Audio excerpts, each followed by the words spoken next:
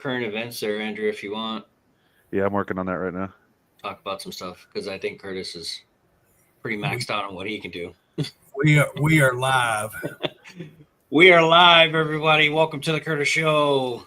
That's Curtis. Oh, that way. That's Curtis. And we got Andrew as our guest today as well. What's up, guys? Welcome in. I hope you all having a good day. It's a little chilly out today. Yeah, it's definitely getting cold around America right now. Definitely dropped in temperature, hasn't it?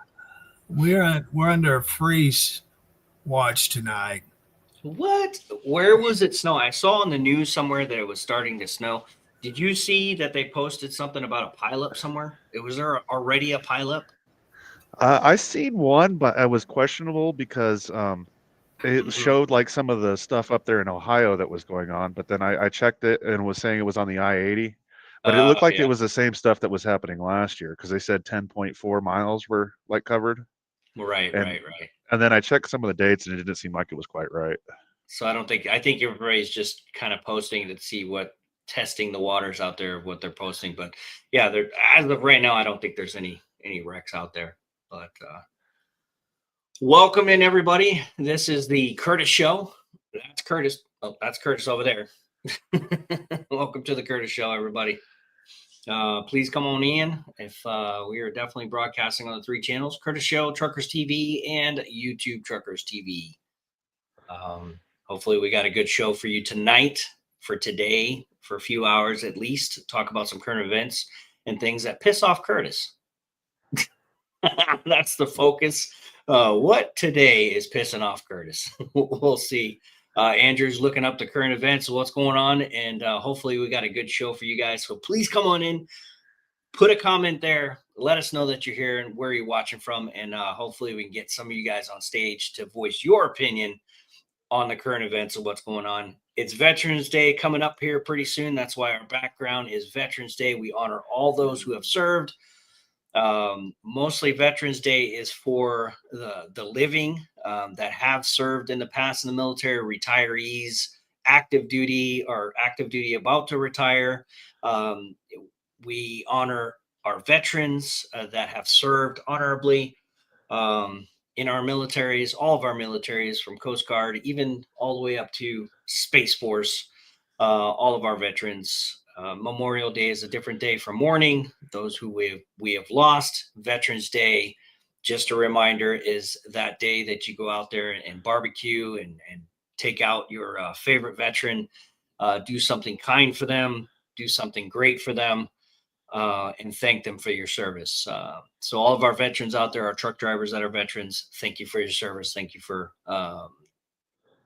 surviving the military and keeping it going. You know what I'm saying? As far as our veterans. So Yeah, we definitely appreciate the sacrifice that not only you made, but your family makes on a daily basis, just having you serve the country, And a lot of people don't appreciate you guys for what you guys do, but over here at Truckers TV, we appreciate each and every single solitary one of you guys. From the bottom of our hearts, thank you. Hell yeah. Go veterans. All right. So we got Robert Leaders in the house. Chicago has snow, he says. Okay. So do a little weather report. Chirac. Yeah, it's cold. It's cold out there today. And it's Tuesday. Or what do you say, Tuesday for? Anyways, anybody else out there, please let us know in the comments. Come on in and say something and let us know that you're watching. So Can today's you guys show, pin the comments on the screen? Yeah, we do sometimes.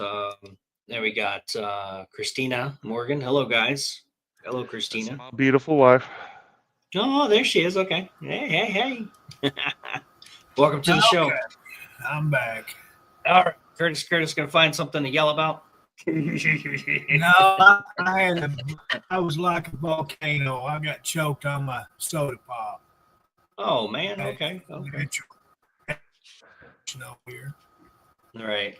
So, as you know, the Curtis Show, we've been trying to build this back up and get it going. So we've done a little tweaking and changing to the actual page.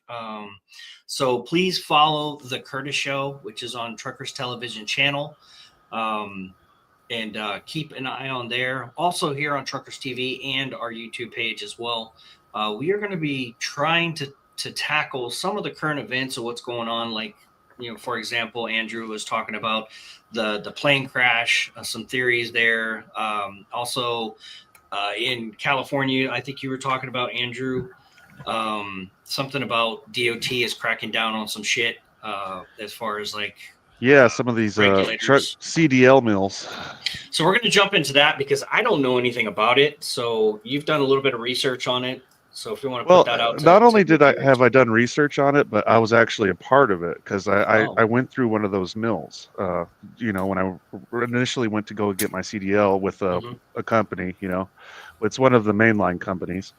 But it was really weird because I had experience coming into it. I wasn't a new driver by any means, but having the experience coming into it and seeing how these schools operated, it was really shocking to me that like people were leaving these schools with CDLs in their hands. At the time that I was going, like there was maybe 4 instructors that were walking around with a group of students, and they were showing them how to do everything that you kind of need to do, but then they would only spend about 15 minutes doing it and teaching these people how to do all of this stuff and then testing them. And they weren't like actually training them on how to properly do it. So I started talking to a few of the students on the side and all of the stuff, and one of the instructors kind of got mad at me. He was like, "Hey dude, you seem like you really know what you're doing." I was like, "Yeah, I kind of know the industry a little bit." He says, "Well, you want to tell me what you're talking about?" So then I told him about some of the stuff that we use, and it's simpler for me if I remember like words, I guess mnemonics. So the lady at the BBC has PMS, so now she works at ABC. So that was simple for me, and that means leaks, properly mounted, secured, abrasions, bubbles, and cuts, and breaks, busts, and stuff like that. So this helped a lot of the students actually remember all of the things that they needed to look for on their pre-trips. But I was noticing that there was quite a few people that weren't even trying. They weren't even bothering to try to learn any of the industry. And they were still passing these guys. And what it is each of these schools can actually pay the DMV to have an instructor be certified by the state, whatever state that the school's in. I've heard of that because I know when I took my CDL, I had a instructor come out from the DMV, but that instructor, or no, I'm sorry, that evaluator came to the school and took a bunch of us through a course, and then that was the signing of our CDL that we took that then to the DMV and then got our CDL license. So is that what you're kind of talking about? Because I went through that too as well back in they changed it quite a bit, so now that they don't even actually have to have anybody from the DMV come out. If the instructor gets DMV certified, the instructor that works at the school can now sign off on it. Yeah. So how does that? I mean, if we think about that, that's really relaxed regulations, right? I mean, that could very, be very relaxed. Anybody could be hired to do that, and then they could be paid off. And that's the thing, right? They're paying these people off thousands upon thousands of dollars to get, it could be even less than that, but they're getting CDLs, like the old saying, you got a CDL from a Cracker Jack box, you know what I mean?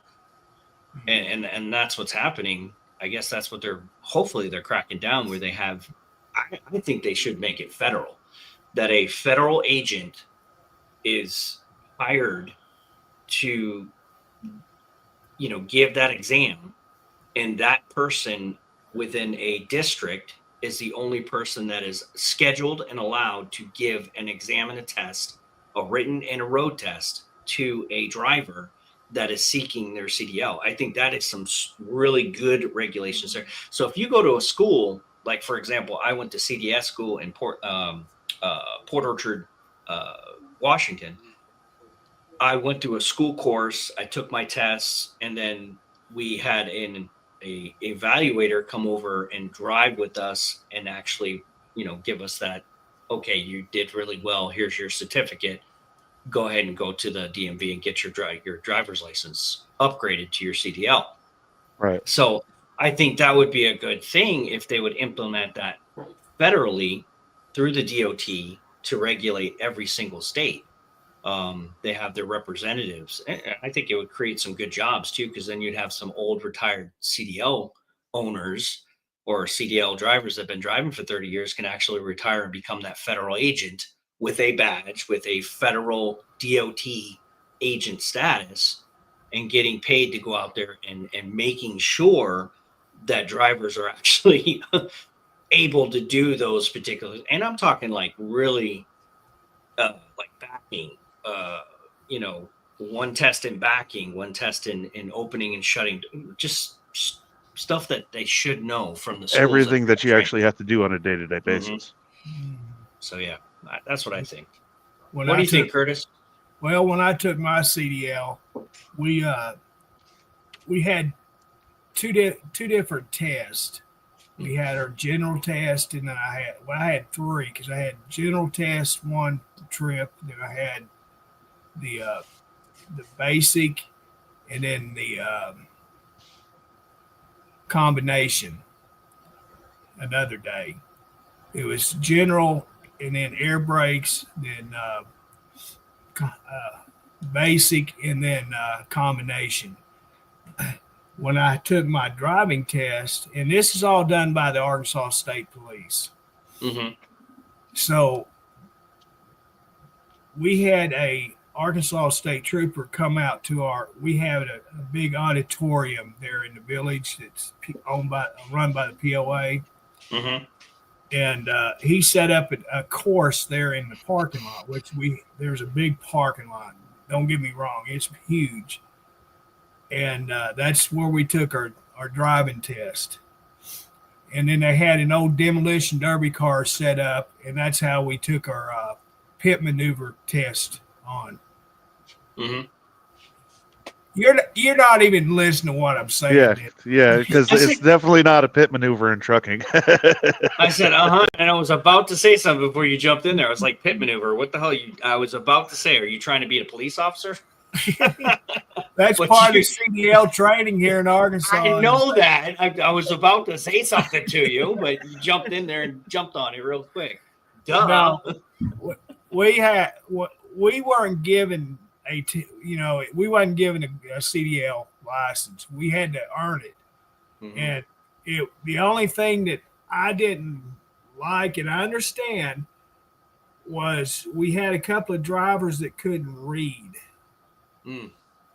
They were American citizens, but they didn't know how to read. Well, that's back in the 1800s when you got your CDL license. Well, that's true. Yeah, understand that.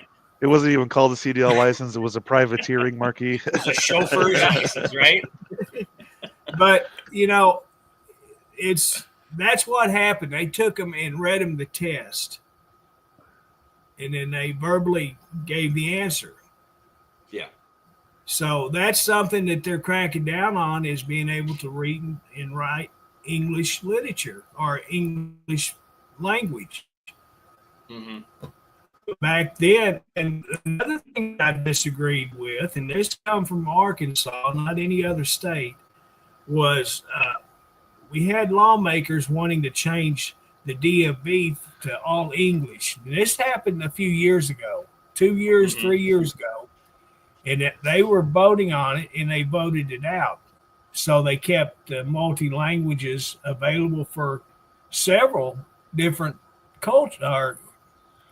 languages. It wasn't just Spanish or American. It was several different countries. It was primarily Spanish, French, and I think Russian, wasn't it? They also got Vietnamese and Laotian and Chinese. Oh, Chinese, yeah. And I didn't agree with that, because that told me that there's a lot of drivers out there at that time, they couldn't even read the road signs. Right. And if they were questioned by whoever, they couldn't communicate with it. They can articulate.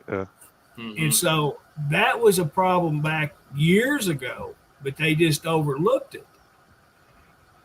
Yeah, I think it was Senator Tom Cotton from here in Arkansas and Andy Barr from Kentucky that actually wrote that letter to Duffy this last week in order to request that they crack down on the CDL mills specifically.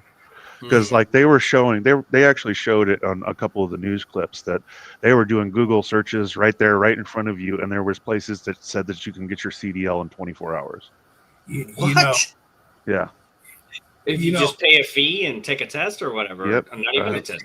That's it. Exactly. And you know, Tom Cotton, a lot of people don't like the man, but I'm going to tell you what, he's probably one of the best ones, other than Bruce Westerman, to come out of the state. Mm-hmm. You know, and Tom Cotton, he's a veteran himself. Mm. I went to school with Bruce Westerman. Oh wow! Okay. Yeah, he was just a little shit at school, but he was a good man. He was a good kid, and he grew up to be an excellent man in person. I've known the family since we were little kids. Right.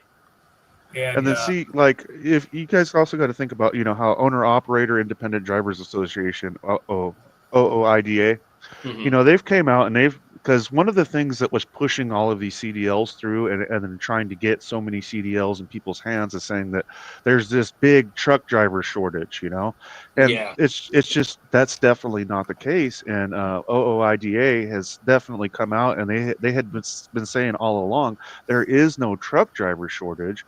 What the issue is all of this can be fixed if you increase the wages for the truck drivers that we do have. Because as an industry standard, you know, truck drivers for the largest part have not received any kind of raises in years relative, like when you're seeing compared to fast food or anything like this. We just don't have anybody like going to bat for us. And then, you know, ATA has come out and OOIDA has come out and they've said, this is the case. This is what you guys need to do. And we will get plenty of actual accomplished truck drivers back out on the road again. But as it stands, they don't want to be behind the wheel. They don't want to be away from their family for, you know, pennies on the dollar while they're watching, you know, these brokers and all of these guys take up the lion's share of what the actual transportation industry is making. And that's what I was fixing to comment on was the brokers. The brokers are what's actually breaking the truckers' back. Because if you're an owner operator, you have to either have your own brokerage or you have to hook up with a broker. Am I correct? Yeah. Unless you get a direct customer to shipper or like customer to driver, right? Which I had a few of those, and that worked out pretty well because I didn't have to deal with a broker. I dealt with the customer itself, but for everybody to do that, that's very difficult because a lot of the customers don't want to deal with just the driver's company straight up. They want to just send it on a load board and whoever gets it, gets it. It's less of work for the shipper or the customer to just put it on a load board and whoever gets it, gets it. That's all they care about. You know, they don't. And that's where the problem is. There's brokers that's not even in the country. And you guys as owner operators, which Dennis was, I don't know if Andrew was or not. I'm company. But you guys had to bid on them loads. You weren't guaranteed a load. You bid on it, and whether you got the job or not depended on the broker. If they wanted more money, they're going to cut that cost, what you can make on a load, to where you're just barely making the fuel payment. Right. And that's just not right. I think what it has to get back to is the companies are going to have their own brokers, their own load boards, and let the owner operators deal with them. Don't put that middleman in there, because he's the one that's hurting you truck drivers, not the companies. I know it's the company's responsibility, but they're cutting the jobs that they could be employing people to give these loads out. And that's the one thing that I got pissed off about. Right. Well, take it even look out more Knight Transportation, Swift Transportation, Warner, the larger companies, they have their own brokers within their company. So they're brokering their own loads. Yeah. So they're basically taking over all of it. I mean, they are definitely monopolizing and taking over. So you're going to have your major components are going to start brokering, shipping, receiving, and they're going to be doing everything. So Well, that's the way it should they're be. trying to squeeze out all of us little guys. They're trying to literally squeeze out because there's no competition. If you can get one of their dominions to go over there and grab a load, for pennies on the dollar, then nobody else can compete with that. Well, that's not going to be happening anymore. Once we get the undocumented people out of the country, out of these trucks, that's company. What I'm talking about. That's company. I understand that, businesses. Mm-hmm. But that's who's taking them loads is these undocumented people. Mm-hmm. I can't tell you how many times I've heard you say this, that when you talk to these brokers, that you actually made fun of how they talk because they wasn't even in the country. Right. Oh yeah, when they would call me up. Yeah. Yeah, your phone was ringing constantly. Yeah. Hello, would you like a load? I'm like, where are you at? I'm in California. Oh yeah? What's the weather? Arizona was a lot of them. Yeah. You're not in Crazy. Arizona. And that's the thing. The country has allowed that to happen. That's by getting these jobs out of the country. Mm-hmm. And how many times I hear you say this? The fraud. No, bad. You get bad. Oh, it's so bad. Yeah, the fraud was bad. The country has to get their asses in gear, our government, and get this taken care of, because until they do it, it's not going to change anything. You'll get one driver off the road, then you'll have two more that gets in the truck that's not even citizens. Right. This work visa, if it's legal, that's different, but you need to learn how to read and write the English language.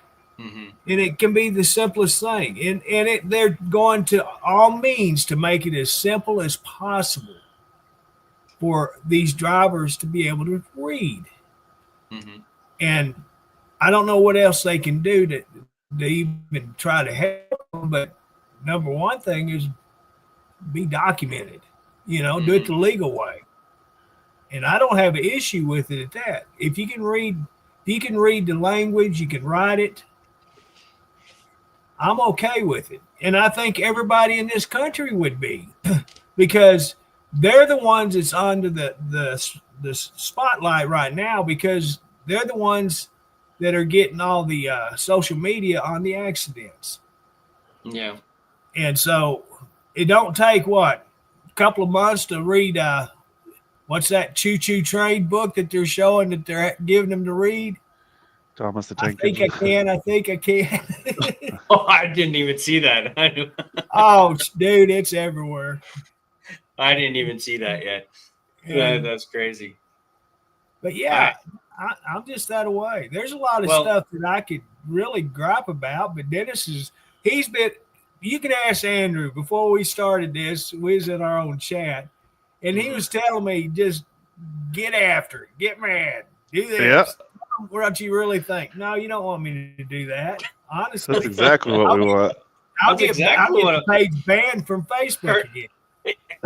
I don't think we can. The amount of shit that I've posted in the last, 7 or 8 weeks. I mean, we're good. I'm telling you, Kurtis, you could probably rant and rave all day long, and everybody's gonna be like, "Wow, did Kurtis just say that? Oh my god!" It'd probably be some good content. So don't hold back. I mean, if you're pissed off about something, because you are a fellow driver, you've been out there, you did it, you've done it. You got your CDL. I've got my CDL. Andrew's got a CDL. I started up a business and was competing with all of these fools out here. It was cutthroat. It was difficult. It was very hard. Fuel sucked. Insurance was the number one killer. And just having cheap freight, foreigners out there doubling 3, 4, 5 people in a damn truck. pissing and shitting out of a hole during the middle of the damn thing. I mean, it was such a cutthroat fucking industry that it was very difficult for me to expand and get my thing going if I wasn't established. I think I could have done it if I just stayed by myself. Probably when I got into hiring other drivers and hiring other people to try to take on that responsibility, that's where I think I fucked myself. And I pretty much, I know where I fucked myself. I should have just stayed for at least 5 to 10 years on my own before I even thought about going expanding in other trucks. So see, that's another thing, is finding drivers that are actually going to take care of your equipment, you know?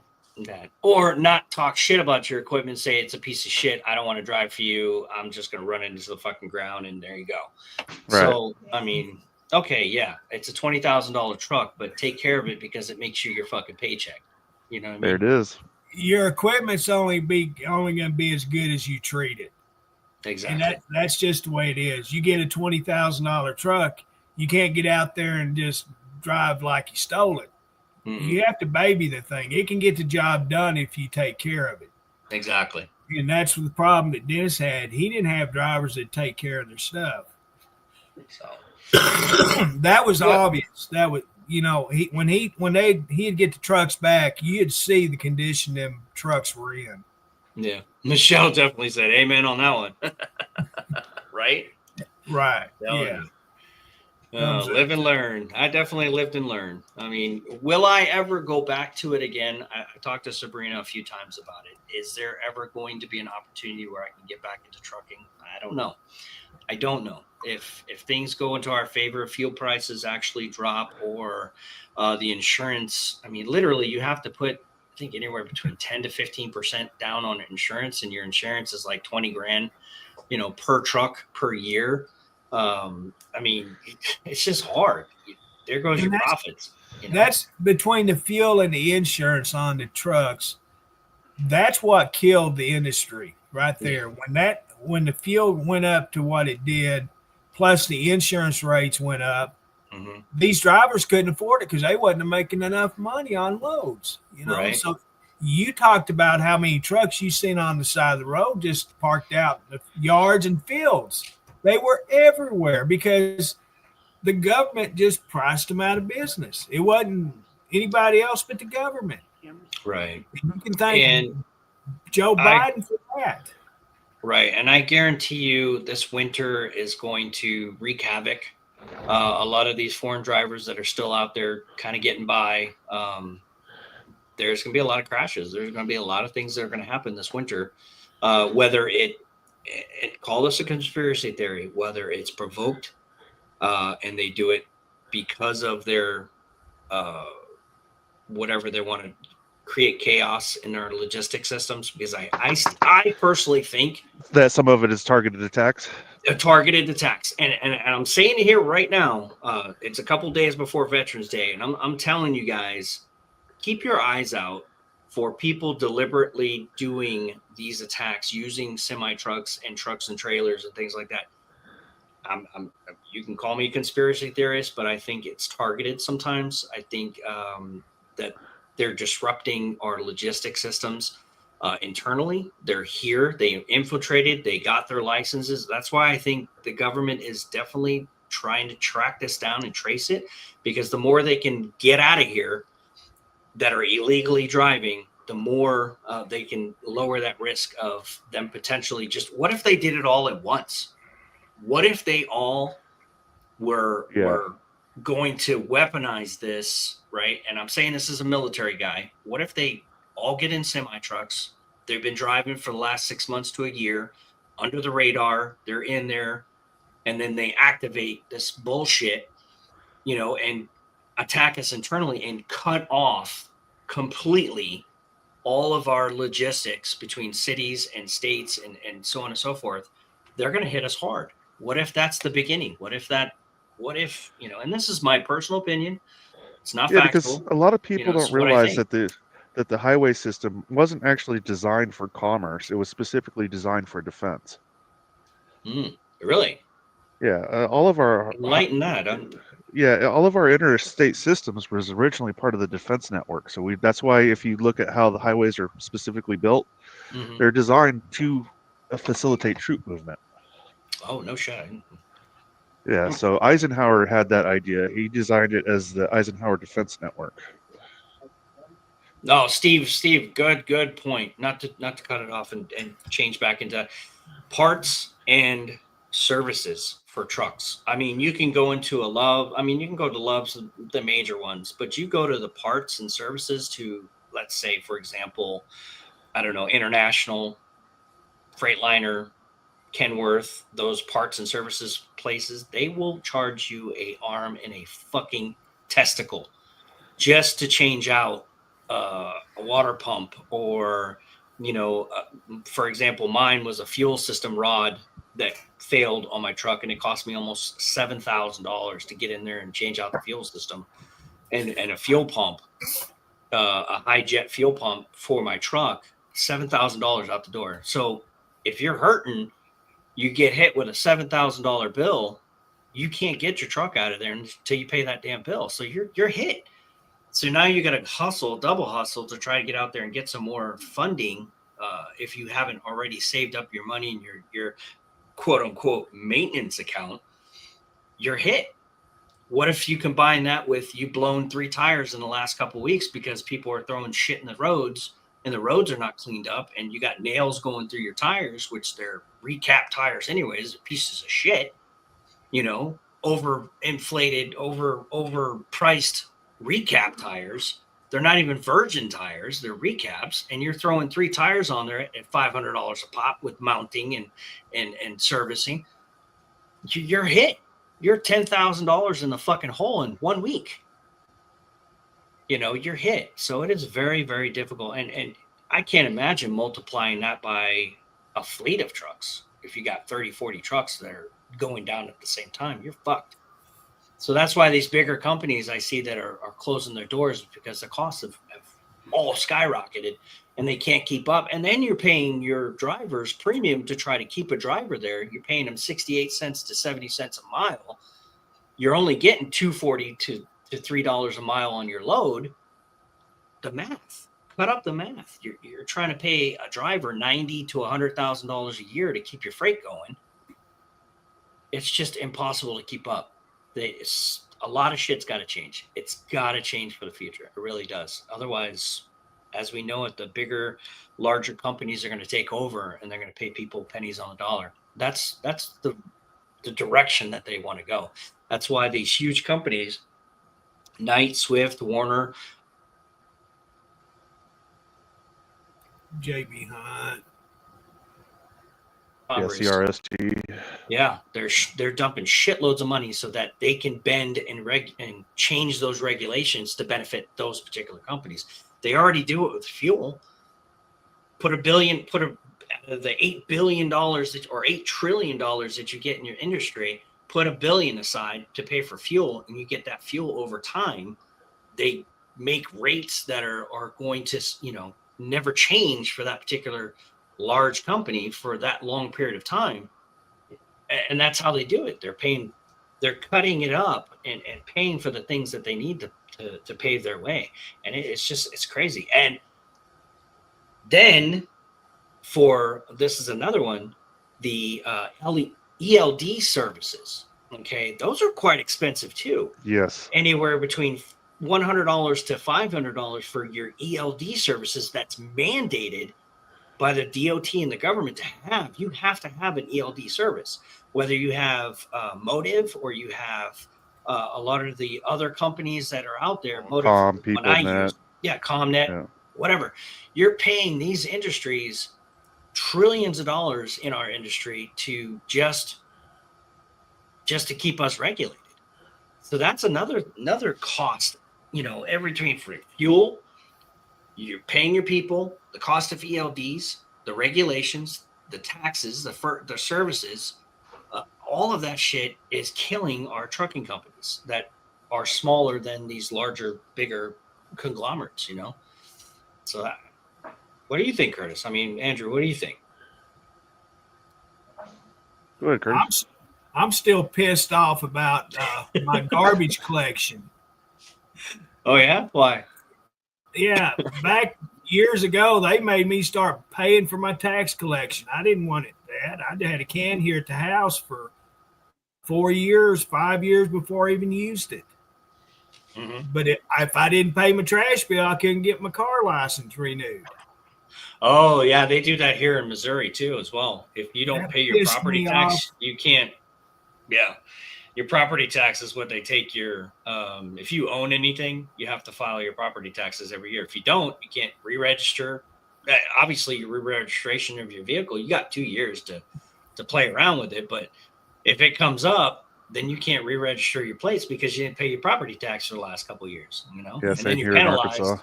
Yeah, you're penalized for that shit. So tax upon taxes upon taxes upon goddamn motherfucking taxes. And then like Tax last to year, no it was goddamn only like end. $250 for my property taxes, but now they've doubled it just in 1 year. So now it's like $560 in order just to register the car.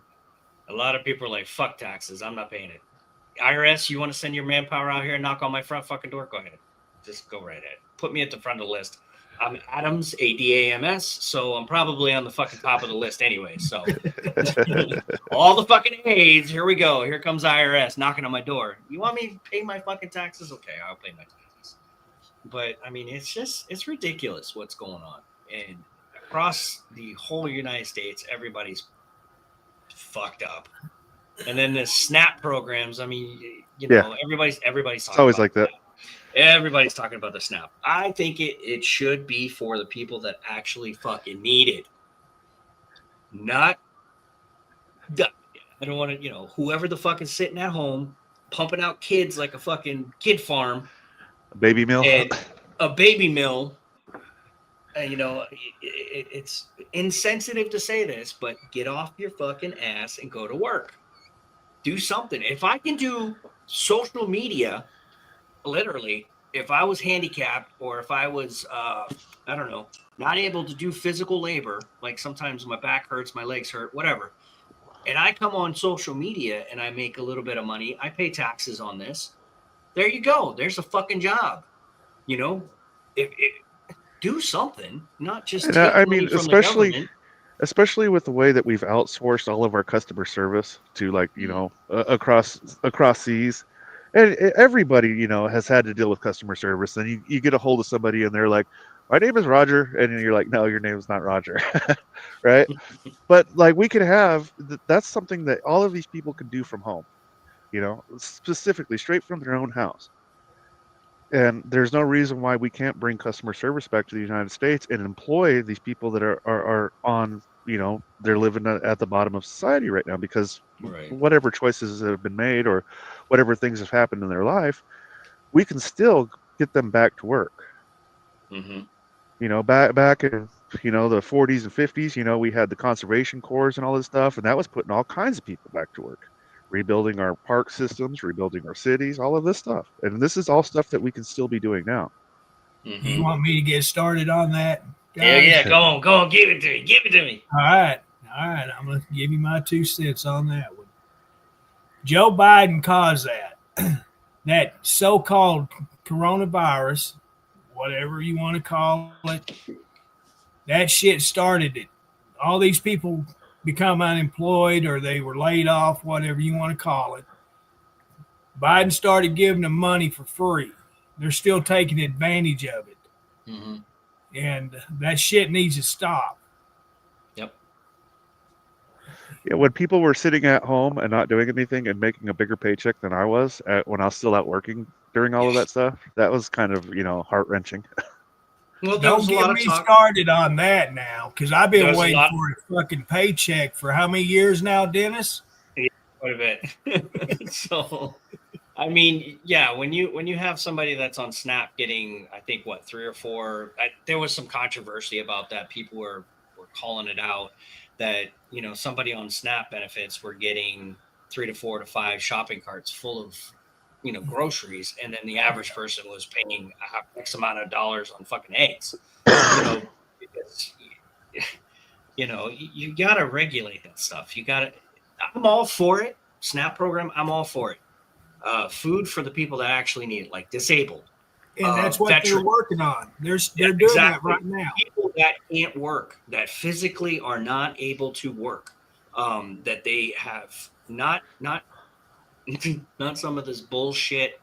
I don't even know what the diagnosis is. You know, I'm not a doctor, but some of this bullshit shit that, you know, I can't work because I've got this, and it's just off the wall. The doctor created this out of fucking nowhere. I don't know where. Really, you know what I mean? So when you dive into they can't work, but they can drive down to the dispensary and fill up on weed. You know. Exactly, or go to the grocery stores and fill up in 3 carts of groceries and get all that money from us, basically from our taxpayers. So I believe in the program. I'm good for the program, but not for the people that don't deserve it. That are the ones that are taking advantage of it, just like Kurtis said. But if you really need it and you qualify for it, all for it, man. I will pay my taxes and support that. And I think the most Americans will do that. You know, they understand that society would need that kind of help. But I was just watching, I was actually watching a clip before we even started up this thing. There was one of the fellows I follow, he was talking about Elon Musk. Elon Musk just got paid out $1 trillion or something like that for his personal, whatever it was. He got paid $1 trillion, and everybody and their mother was pissed off about him making that much money. And the point is that he is somebody that's creating something for the rest of humanity, and he's building something. He's a builder and a creator. He's not just somebody that just got paid trillions of dollars to do absolutely fucking nothing. The people that are not building anything or contribute to society are the ones complaining that he got the $1 trillion. Those people are the ones that are miserable. They're not doing anything, and they're not contributing to the well-being of everyone. Elon Musk is. So he earned his keep.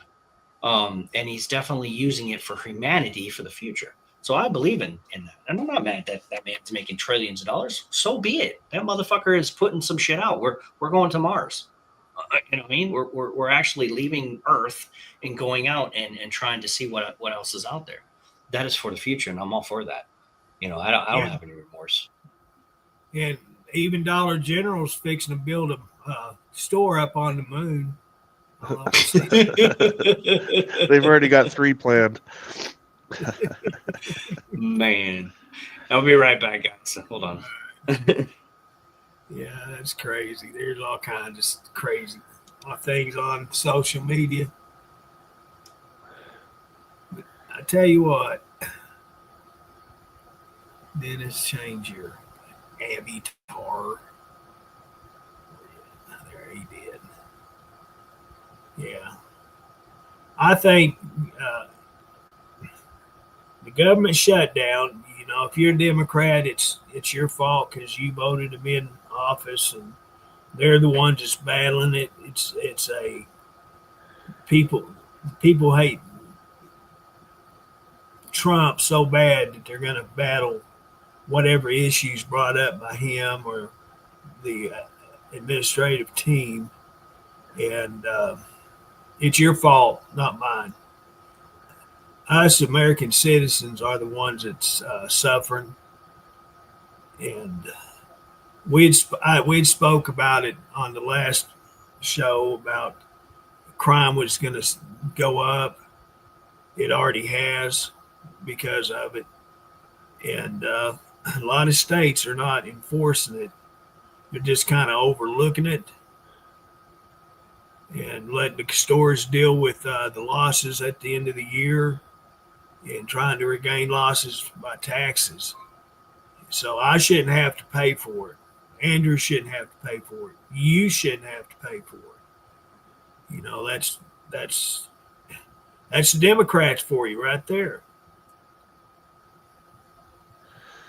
That's exactly it when you look at it, because they're trying to go after this healthcare tax credit, you know, and then they offered that on, what was it, Friday? And see, the thing is about that healthcare, they're still wanting to issue it to whoever comes in the country. I worked all my life. I paid for my insurance. I paid for family insurance. Why in the fuck do they not have to? Why do I have to pay for it? Why does Andrew or Dennis have to pay for it? You know, they're not the ones getting the honey out of the deal. And then they also tried, we tried to pass the idea to pay federal workers during the lapse on Friday. And then, they quickly shot that down too.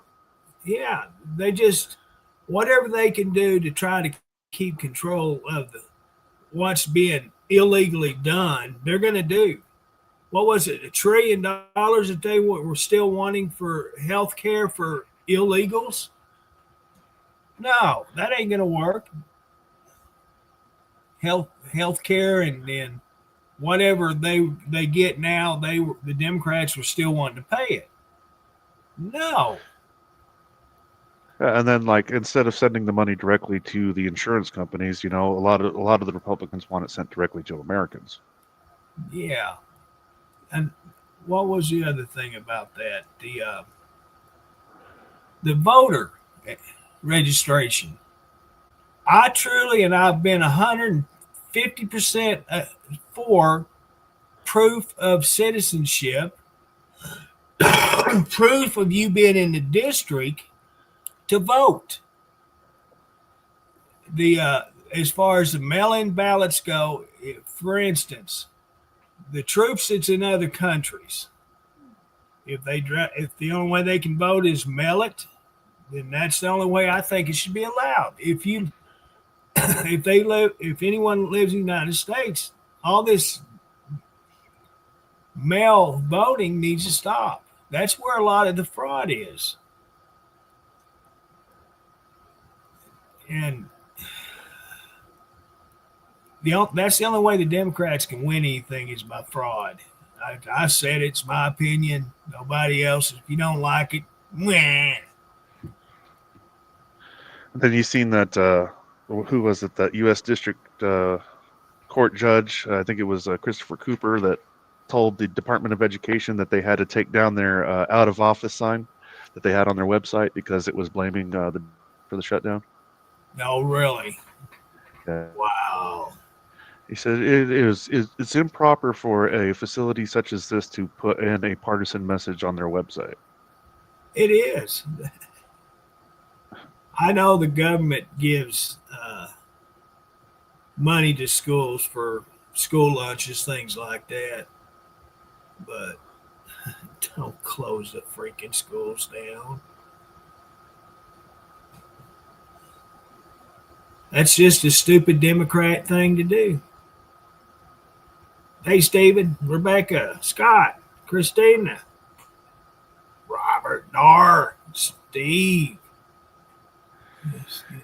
Michelle, Sue. Yeah, hey, could you put the chat on that bottom corner of the screen so I can see it?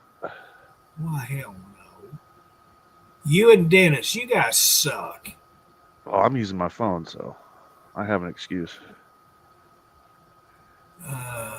Let's see here. Can I do that? Oh, yeah, there it is. Are you happy? Thank you. I can't even read the thing, and I'm sitting here looking at it on my big computer. I know there's a way to make it bigger. Yeah, they got pills for that. There, are you happy? Yeah, I can see it. Hey, Steven, welcome in.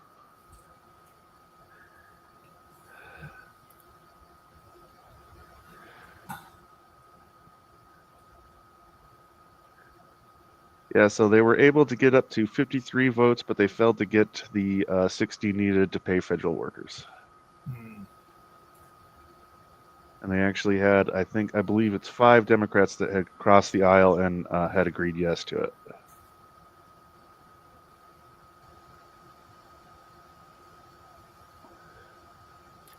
Well, Trump was talking about it being after Christmas before it gets back and they vote on it.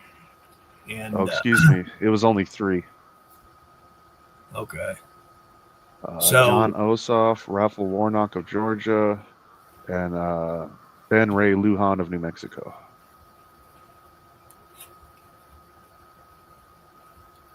Yeah, so we could be looking at another 2 months, month and a half, whatever it is. Yeah, that's what Kennedy is saying. John Kennedy of Louisiana said, this can go on for months.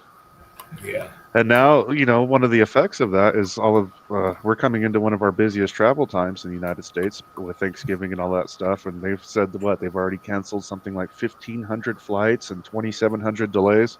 Oh, yeah. Yeah. I think when I seen the news clip, there was only one flight coming out of Little Rock that was delayed, no cancellations. So it really hadn't started affecting our traffic. But, Little Rock uses Memphis, I believe, still for their service, landing, takeoffs, all that. Tower control, Memphis, yeah. I believe it is. So we'll see what happens about that. Yeah. No, if they're working with no pay, Christina.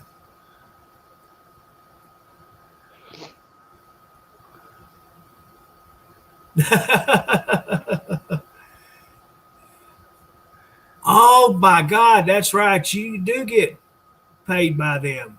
Wow, I forgot about that.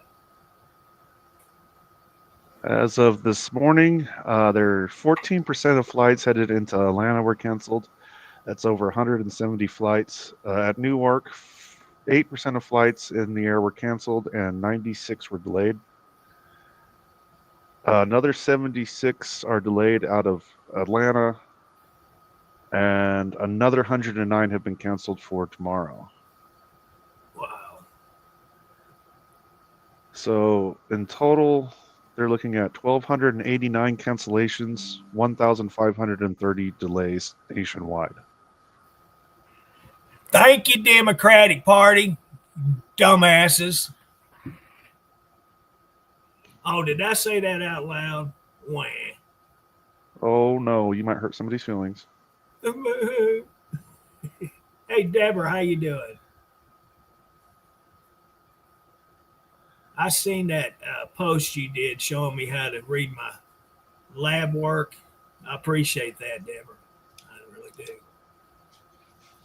That'll help me a lot. What I miss? We're just talking about flight delays.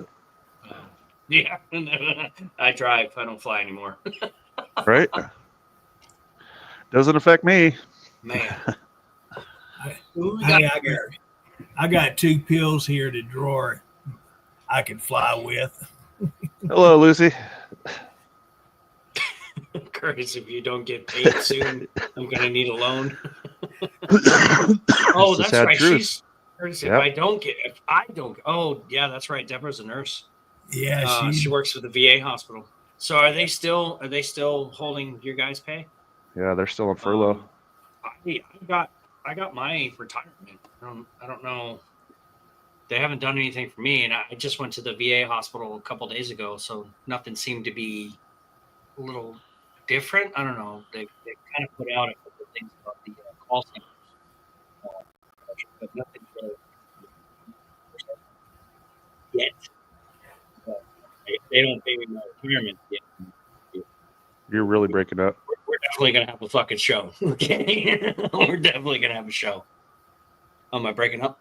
Yeah, a little bit. Let me check something here. What happened? I don't know. He's really breaking up though. You're good where your settings are. Might be just the internet connection then. Yeah, solar flares. Yeah, right. And that alien spaceship coming in on that comment. What is up with that? Please tell me. I have not. I've looked. Trust me, I'm looking at the sky. I'm looking all over. Is it one side of the fucking Earth that can see it, or we're not the side that can see it? I mean, is it not rotating where we can see the damn thing? It said it went behind the sun, and we've heard nothing else after that. What the fuck is going on with 3 hours? aliens. See, You know? you seen that Indian company had put up all of the pictures of it, right? They're showing all the lights along the sides of it. Yeah. Yeah, that's pretty crazy, man. What is that bullshit? You know, you know what? I am just ready for them to just come down here and be like, boom, hey, we fucking created you guys. What's going on? And everybody's just going to go ape shit. They're just going to lose their shit, I think. I really don't know what people are going to think, but. Lucy, you have some splaining to do. I mean, can you imagine if aliens came down to Earth and said, we created you billions of years ago? And everybody's be like, what was it? Was it The Simpsons, or I think it was The Simpsons that had the episode where the aliens come down, and no, it's Futurama. That Earth was just a big reality show for them, Yeah. and we were competing with these other planets. Yeah, I think they did that on Rick and Morty too. And they were voting on the biggest douche in the solar system. man, I'm telling you, that's crazy, isn't it? Yeah. We don't know. You know, they're trying to show evidence that there was life on Mars at one time, and it possibly could have been. I don't know. I don't know. Well, isn't it too Hell, far? if it don't happen in this trailer, I don't know what the hell's going on. This is come from Kurtis deep in the mountains of Arkansas, where moonshine runs free in the American dreams. Yeah, we brush our teeth with moonshine every morning. Yep, the only place in the world where you can sit out there on the porch with a 30-06 and kill yourself a deer and eat some dinner. You know what I'm saying? Yeah, I sit at this desk, look out this front window every day, watch the deer walk by. Yeah. Oh, there they are. I just don't even get excited no more. I see so many of them. Oh yeah. Yeah. All right. So how many topics we covered today? We covered the mill about the truck drivers. We covered the airplane, air industries. Which I mean, I don't know if air travel shuts down for a couple of weeks or a month. I really don't give a shit because I'm not going anywhere right now. It's for those people that plan their vacations. You're assed out. Sorry. We talked about SNAP. We talked about, those important things where we want, people that are able bodies to get up off your fucking ass and get back to work. America. Fuck yeah. What else we talk about? We talked about my damn garbage can. Yeah, and Curtis's garbage can, because that's the most important thing about the Curtis show. We talked about the garbage can. We seen a few of you guys in the audience there. At any given time, if any of you guys want to come on here and voice your opinion, how you feel, please just let us know, and we'll send you the invite to come on board here and voice your opinion. We like the participation of our fans to come on here and let us, give us an insight of what you think in your area that you live in. And that invite is always there when we go live. Andrew, fantastic job, streaming guy. I appreciate you. I appreciate everything that you're doing for the page. Thank you from me and Kurtis. Thank you so much for adding content and adding that value to the page. That's all I've ever wanted, was to add value to this page and keep it going strong. You are definitely helping with that, and I appreciate it. It was definitely my pleasure, gentlemen. Awesome.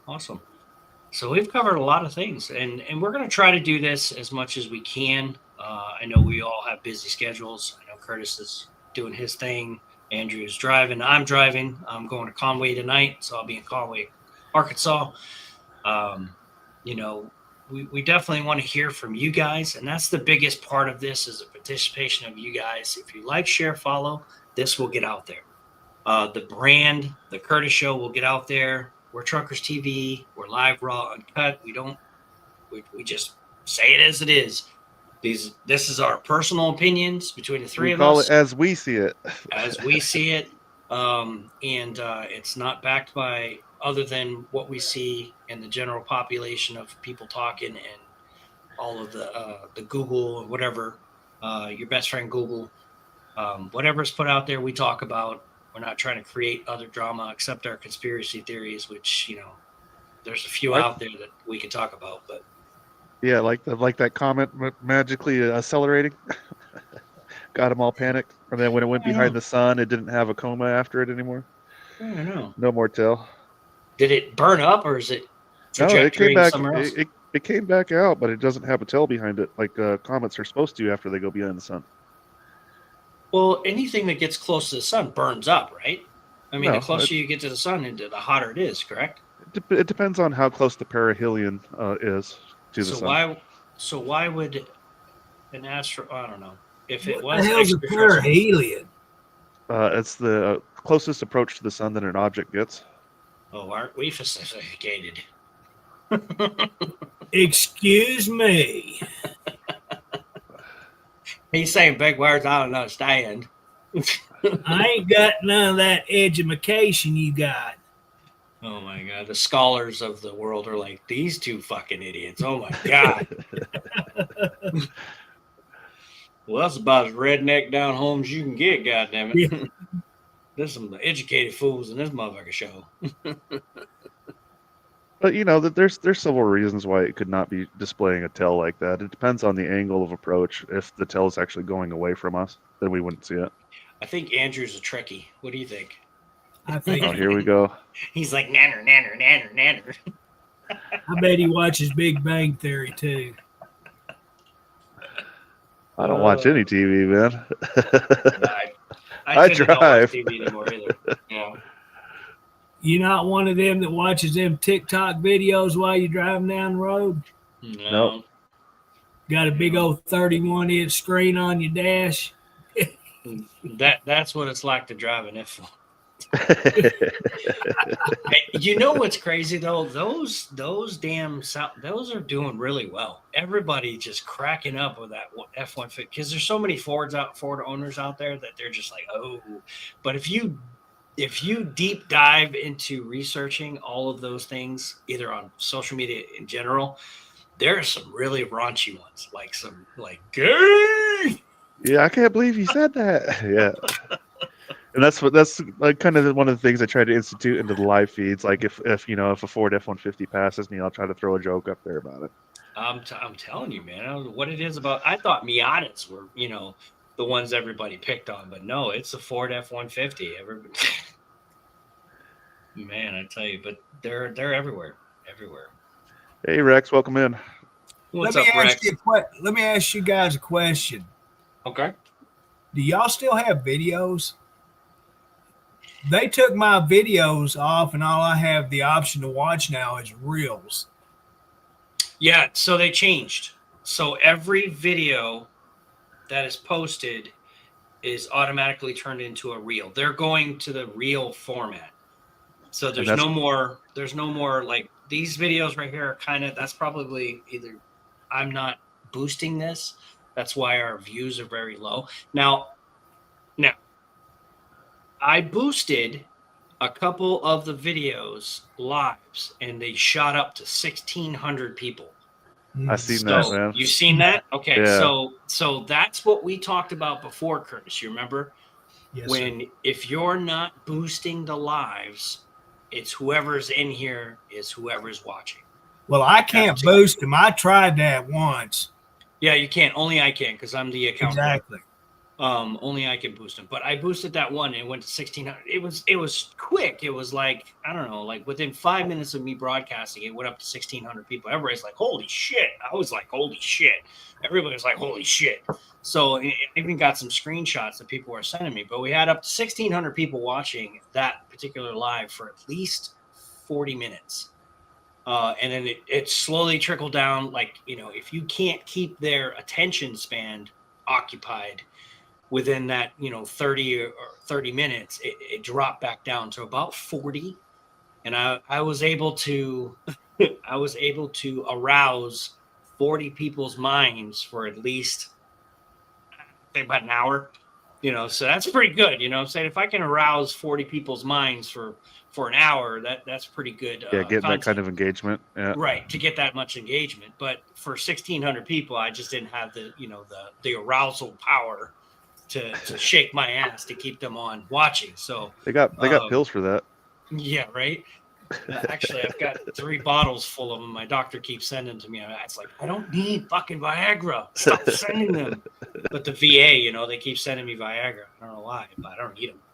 Anyways, I got a stockpile. Anybody need? No, they said times are hard. Here you go. Curtis, you want me to mail you some? Shit, I don't need them things, Dennis. The only thing I need them for is if I actually slept in the bed to keep me from rolling out of bed. Let me talk to Deborah. Deborah, can you tell the VA to stop sending me Viagra? I don't need it. Okay, I told the doctor once, and I get it every month. I get pills and pills and pills and pills. I'm just like the Viagra Central. You can sell them. No, you can't. Legally, you can. I don't want to do that. No. I'm not hurting for that much money. You can see the cops raiding in. No, we said put your hands up. Right here they come knocking on my door. We saw you on your broadcast there. We had to follow you. I heard you got a stockpile of Viagra. I'm like, So anyways, yeah, we shot up to 1,600 people. So that does work, Curtis. It does, and I think that is for, like you said, specifically for the live videos. But as far as the reels, they're already doing campaigns on pushing out the reels as much as they possibly can to attract the younger generation, to bring them back to Facebook. And this is my own personal opinion. This is what I think is happening. The last 5 years, they've been going through a lot of changes. They kind of lost their way when the government stepped in and told them they had to regulate what people were watching. And Mark Zuckerberg, this is for you, bud. I'm glad you finally, put a stop to it. I'm glad you finally stepped in and actually got some nuts and tell Congress and the government to go fuck themselves, because they were hurting your platform. You were suppressed with all of that bullshit in the last 4 years of being suppressed and censored for the American people to voice their opinions and be able to talk about whatever they want to talk about. And I say it right here on the Curtis Show that was killing Facebook. It was. The younger generation were able to express themselves on the other social. I'm not even going to call their names out because I don't want this to be suppressed that everybody goes over there. But the other platforms were wide open, obviously, because it was controlled by China. They didn't give a shit. They didn't care what influence was going on because they didn't care. And that's why the stronghold of trying to get that back into Americans' hands was to be able to control the narrative. And that is the biggest thing that across the board, whether it be news channels, influencers, people that are talking, people that are putting the information out, if they can control that and what the narrative is all the time, then they can suppress things that are going to harm people's thought process. And I truly believe that. So Facebook, thank you for opening up the page and opening up this. Mark Zuckerberg, thank you for having the nuts to go back and tell them, you know what, fuck you. We're going to go back to our roots where he originally started, where Facebook was a place where people can voice their opinions and not be suppressed or held back. And we're not. We can say just about everything. If you don't like it, scroll on. If you don't care for our content, thank you for stopping in. If we didn't get your like, then that's it. Oh, you want to jump up Robert Gray? And he actually came out on his on the earnings call. I don't know if you caught any of that, but he specifically said that the Reels is going to be the major part in Meta's TikTok defense strategy.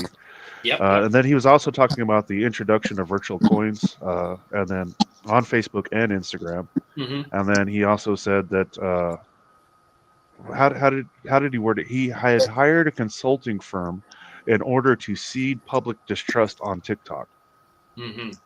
Because he said specifically that TikTok poses a danger to American children, and the fact that it's Chinese owned and holds an extraordinary amount of data on teenagers across the entire world. Right. So, hey, that's why I stuck with Facebook. There was a lot of times where I could have went somewhere else. There was so many times that I wanted to give up. on Facebook. There were so many times I wanted to just walk away from it and just throw it away because it wasn't going anywhere. But I'm glad that we stuck with this. We're stuck on this platform, and we're still going to develop this platform. And now we have the Kurtis Show. We have Truckers TV. We have Truckers TV, basically entertainment. So we're doing very well, fantastic, and we got a lot of new viewers and a lot of people that come and watch us on a daily basis. So I'm very happy about it. And then you did see that India came out and actually banned TikTok, right? Oh wow, did they? Yeah, because specifically what it was about was TikTok actually harvests all the facial and voice recognition. And they were worried that they would be using the facial and voice recognition for the CPC, the Chinese Communist Party. And they were going to harvest that data and use it against Indian operatives. Ooh. Well, they are closer by they are bordered up with them pretty much. I mean, they're very, very close to them. So yeah, I can see that happening. Wow. Where'd Robert go? Robert left. He left. Oh, did he hopped on. Seen him for a second. Yep. Might be having bad internet. Yeah, he has problems here. Locations in his home. So, and the chat rules blocks all the time. What's that? Well, there's certain chat rules that I have set here. If you don't have a profile picture and your profile is less than, I think it was 30 days or less than, if you just created a profile, you can't do anything in here.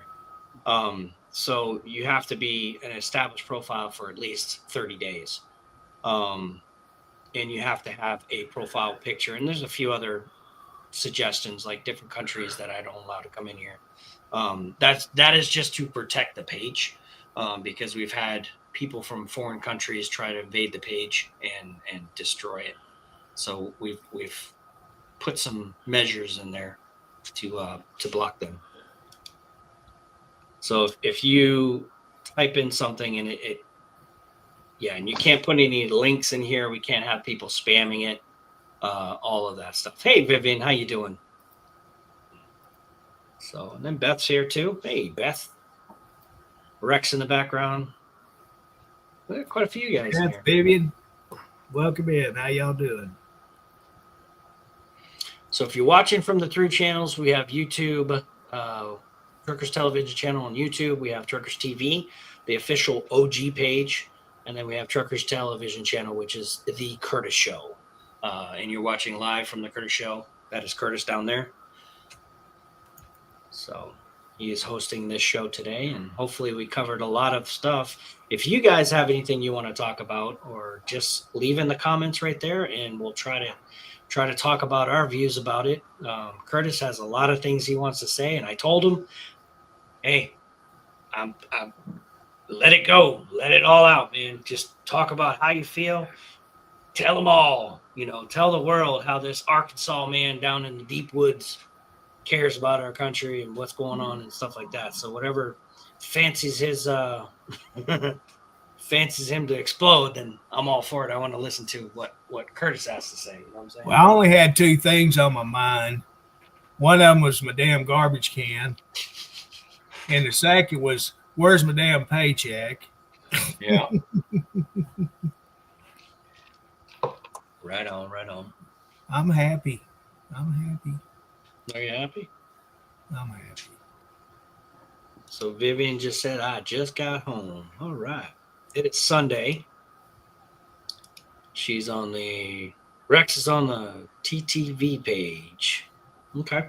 That's the main Truckers TV. Yeah, that's the page that majority of the viewers right now are on Truckers TV. There's 13, and then there's 2 up on here on the Truckers Television channel, and then Truckers Television channel on YouTube. Actually, 2 on YouTube and 3 on the other page. So I never know which page. Facebook is bipolar with notices. Yeah. We never know. We never know if they're pushing it out. But I know for a fact that they don't push out the lives unless we pay for the boosts, and that is paying for the advertisement to push it out. So, and that was proven a couple days ago when we shot up to 1,600 people in like 30 seconds. I was like, "Oh, you guys real?" I mean, is this some kind of campaign thing? I don't know what's going on. Rebecca said, "Get after it, Kurtis." Be like that one guy that told you he could add viewers to your page, and you said try it, and you told him how many, and that son of a bitch went up quick. And I was thinking maybe he worked for Facebook, or he was a programmer or something like that. He was making some side hustle. Yeah, that's what he's doing. That AI that they have now, you can do anything. You prove that. Yeah, but it's not perfect. You can tell some of the AI videos from real live stuff, real videos and things like that. It's not perfect. I mean, for entertainment, yeah, it's great. Like you have the monkeys and the gorillas and all that stuff doing the whole video things. You can tell they're AI. But the numbers proved it to me.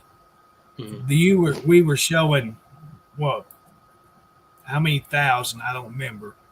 But if you went in and looked on the page, the dashboard, them numbers weren't there. Mm-hmm. It was on your screen that it showed the numbers. Correct. Yeah, they manipulated it. Somehow they got into that little ticker that's up here that says 18 right now. Yeah. If you guys look at the top of the screen, they were able to go in there and physically change that number or add more bots to the actual page to boost that number so that when people come in here and they say, because that's what they look at. If they see 18 people that are watching the video, they don't want to, they don't think it's interesting. If that was 1,800 people, 18 or 1.8K, then everybody and their mother would be in here, be like, "Hey, what's going on in here? What's the buzz? I want to know what's going on. What are they talking about?" And you would see the comments just flutter, like, right. "Hey, what are we watching? What are we doing?" Okay, have to turn it to subscriber only. Right, exactly. So that, and I call that the restaurant syndrome. And when I say this is that if you go by a restaurant and you've got a line out the door, right? You're going to be like, "Whoa, what are they serving? What are they serving there?" Right? What could that be? And you want to go around and either that day or the next day or one of those days, you're going to go back and try to find out what exactly everybody's talking about or going to eat. And I learned that a long time ago when I was in Japan. Japanese, that's how they think. If there's a long line outside of the restaurant, it's good to eat there, right? Yeah, that herd mentality. The herd mentality. But if they see something that has nobody there, they will not touch it. They will not eat it. They will not even support it. And I learned that real quick in Japan because we saw restaurants. We waited in line for 4 hours just to get some ramen. But it was the best ramen, not literally 4 hours. I'm like over exaggerating, but we literally sat there for a long period of time just to get a hot bowl of like this crazy ramen with all kinds of cool shit in there. It was the best ramen in the world. It was like handmade pasta, a rice pasta, and all that stuff. It was the best shit in the world. And the sauce was like a ancient recipe or some shit like that. But it was good stuff. But they had a line down the road, and we literally waited in line for it to eat it. And that's the mentality with people. If they see something great, they want to participate. If they see something that's lagging, like right now, they'll come in here for a split second, maybe look at it from the outside and not actually click that button and come in. They'll just listen for a second and see if it's something that interests them or not. And if it doesn't, they kick rocks. They go somewhere else. But I believe in that the whole way through with any kind of social media. If you got something, they'll stay. If you don't got anything, they ain't coming. You know what I mean? So you got to create something that piques their interest. So I still say we need a stripper on a stripper pole in the background. Right? Now, somebody would probably report that. It's too easy. It's too easy. It won't be the first time. Because if that was the case, everybody would be doing it. And everybody would have. I mean, there's a couple ladies that I see. They have them right now. So do they? Don't say they don't. You won't pull one up? Let's watch it. Come on, Wayne. Now, there's Win. Hey, Win. We've been seeing Win coming back. Thank you, Win, for watching. Hey, Win, long time. No see. Hope you're doing good. She's been doing a lot of knitting lately. She said last time I talked to her. Yep. We got Steven Seacrest in the house. Steven's been a long time watcher. I can't see who's a subscriber is, but thank you if you are a subscriber. Win said, I'm here. But let me take this opportunity. All of our subscribers and all of our star senders, thank you so much for our support to this page. A couple days, Tuesday, it's going to be Veterans Day. So all you veterans out there, in the next couple of days, go get your free steak dinner. Find your local steak place and see if you can get a free dinner. All right, get you some meat, man. Get you some meat.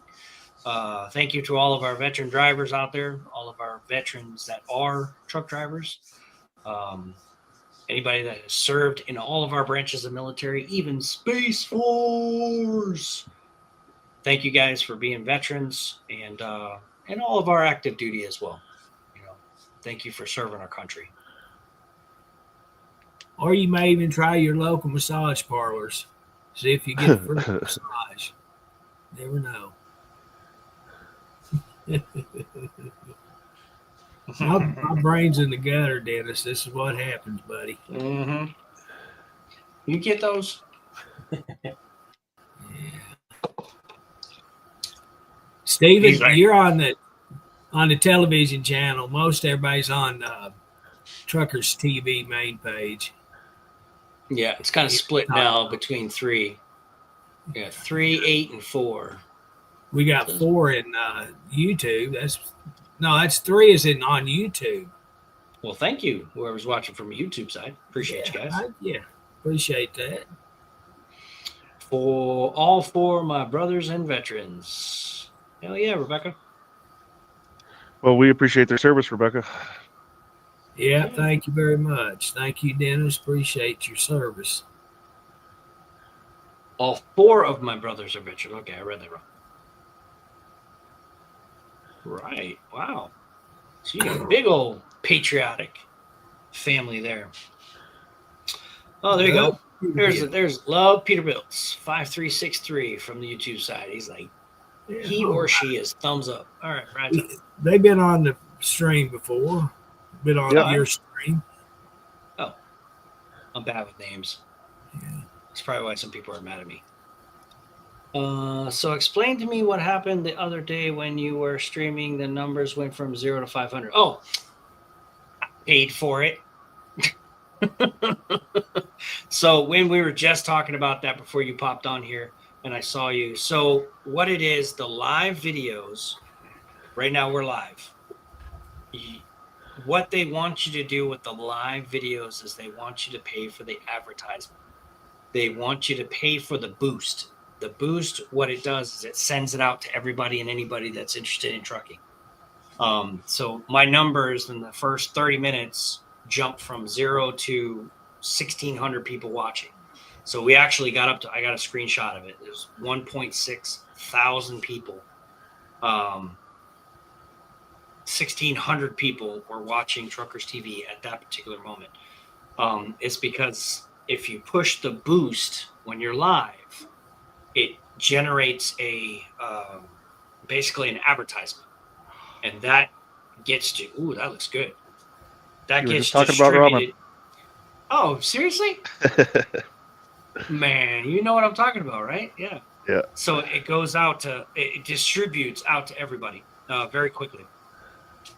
So the Reels already have their campaign from Facebook. Facebook is trying to push the Reels out to everybody organically. It's out there. So they're taking the effort to put it out there to people to get the popularity going. And as far as your other videos that you're posting and stuff like that, it goes out generally. It's called organic or paid. Most of our videos do very well organically. We don't have to pay for people because we have such a large volume of people watching. But the live videos are in competition with everybody else that's live right now. So if you go to Facebook Live.com or whatever it is, you'll have a list of thousands of categories, thousands of people, thousands of everything. But if you're not paying for the number one spot, then you're not going to be able to be pushed up to the front of everybody. So when you push that boost and you pay your, I don't know, 60 cents a like or 5 cents a like or whatever it is, 0.00, whatever it is that they rate it at, if you're not doing that, then you're not part of that top echelon of, is that a word? Echelon? Top level of echelon? I don't know. You're not up there. You're basically not top part. echelon. Yeah, echelon. There you go. You're not part of the top echelon. You know what I'm saying? So that's my word. I'm going to create that word. That's my echelon. I've heard that word on South Park before. Echelon. But anyways, you're not up there. So that's what I think it is. And we proved that by, I purchased, I think, one advertisement for that, and boom, 1,600 people came in there. I was like, holy shit. But like I said, I was only able to attract them or keep their attention span from wandering off for about 30 minutes. And then it dropped down to about 40 people. So 40 people actually dig what I was doing. The rest of the 1,000 people are like, what the fuck is this? Why am I here? You know? So you did get some comments when you did it too. I thought it was rather humorous.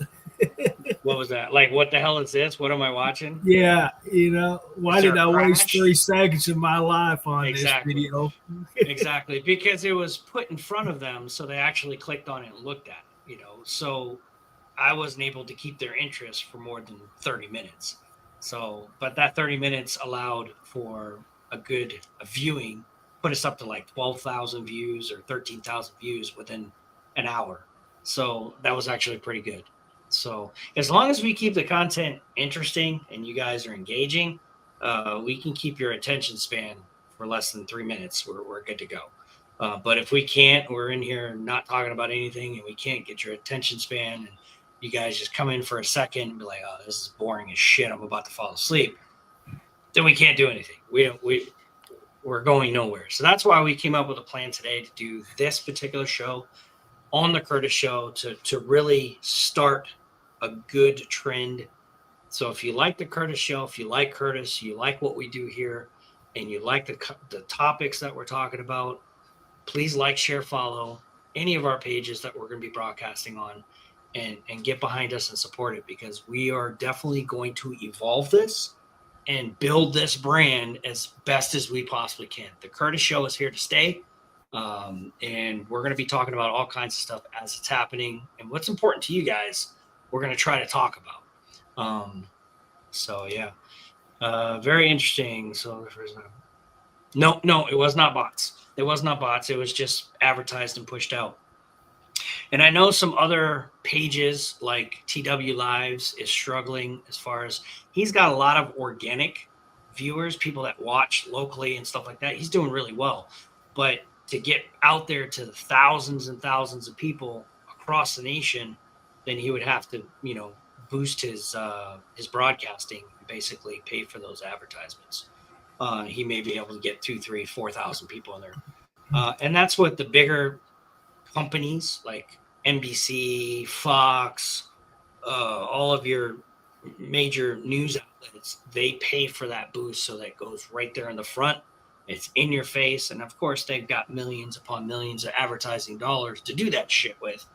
So whatever story plot that they put out there, they can push that button and it goes out there and spreads out. It's all about making money.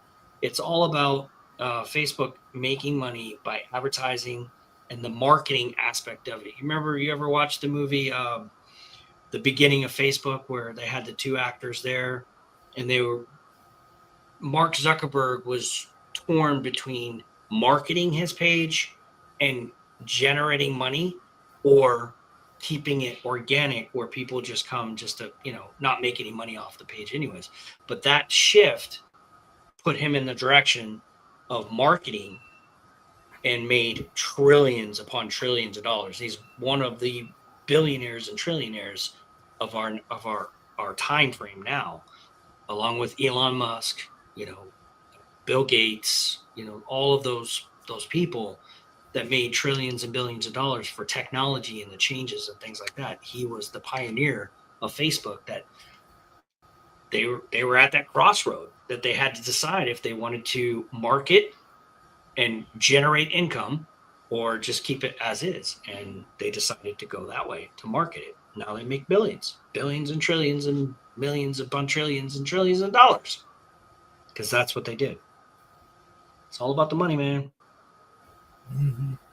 So anybody's watching this video now and in the future, if you got topics you'd like to discuss, you can either come on stage or you can shoot them to us in Messenger or to the page, and we'll do some research and check it out and give you answers and our thoughts about them. Yep. And our disclaimer is that this is our personal opinions. This, we're not trying to state any facts or anything like that. We're just going to shoot the shit and hopefully we can nail it. I'm not going to sit here and show you videos and posts from Trump or from Elon or from anyone else. We'll discuss them, but I'm not going to sit here and post them up on the screen to give you proof of it, Are you going to eat lunch or are you going to? Yeah, I didn't hear you. Okay. I got to eat lunch, guys. I'll be right back. Wife said I got to eat lunch. What? You can't eat at your desk? No, I'm not Andrew. I'll be right back. I resemble that. Yeah. Boy, and he whipped. I say, yeah, it's we got to try to make this better than what it's been. I told Dennis and Andrew before we started, it's hard for me to sit here and carry on interesting topics because I'm not an interesting person, number one, and plus I don't turn on the news anymore. After Trump got into office, my newsman kind of changed his topics. He still discusses Trump, don't get me wrong, and what the government's doing today, and he's pro for it, but he throws in his own campaign. He's running for some office there in Florida, and so I can't support him there. I hope you get the position and it works out for you, but I can't vote for him. Maybe if I was in the Democratic Party, I could. You know how that works. But yeah, go down to the graveyard and dig yourself up a few votes. Right. Yeah. Did you see that the head of the BBC actually stepped down because they got caught doctoring and editing that speech from Trump? Well, I seen something about that. I didn't read the article, but I did see that. Yeah, I guess the director of the BBC and then the CEO of their news operation both stepped down because they got caught editing that speech. They were doing a documentary, I guess, called Panorama, and they were specifically misleading viewers by editing the speech. Who was that?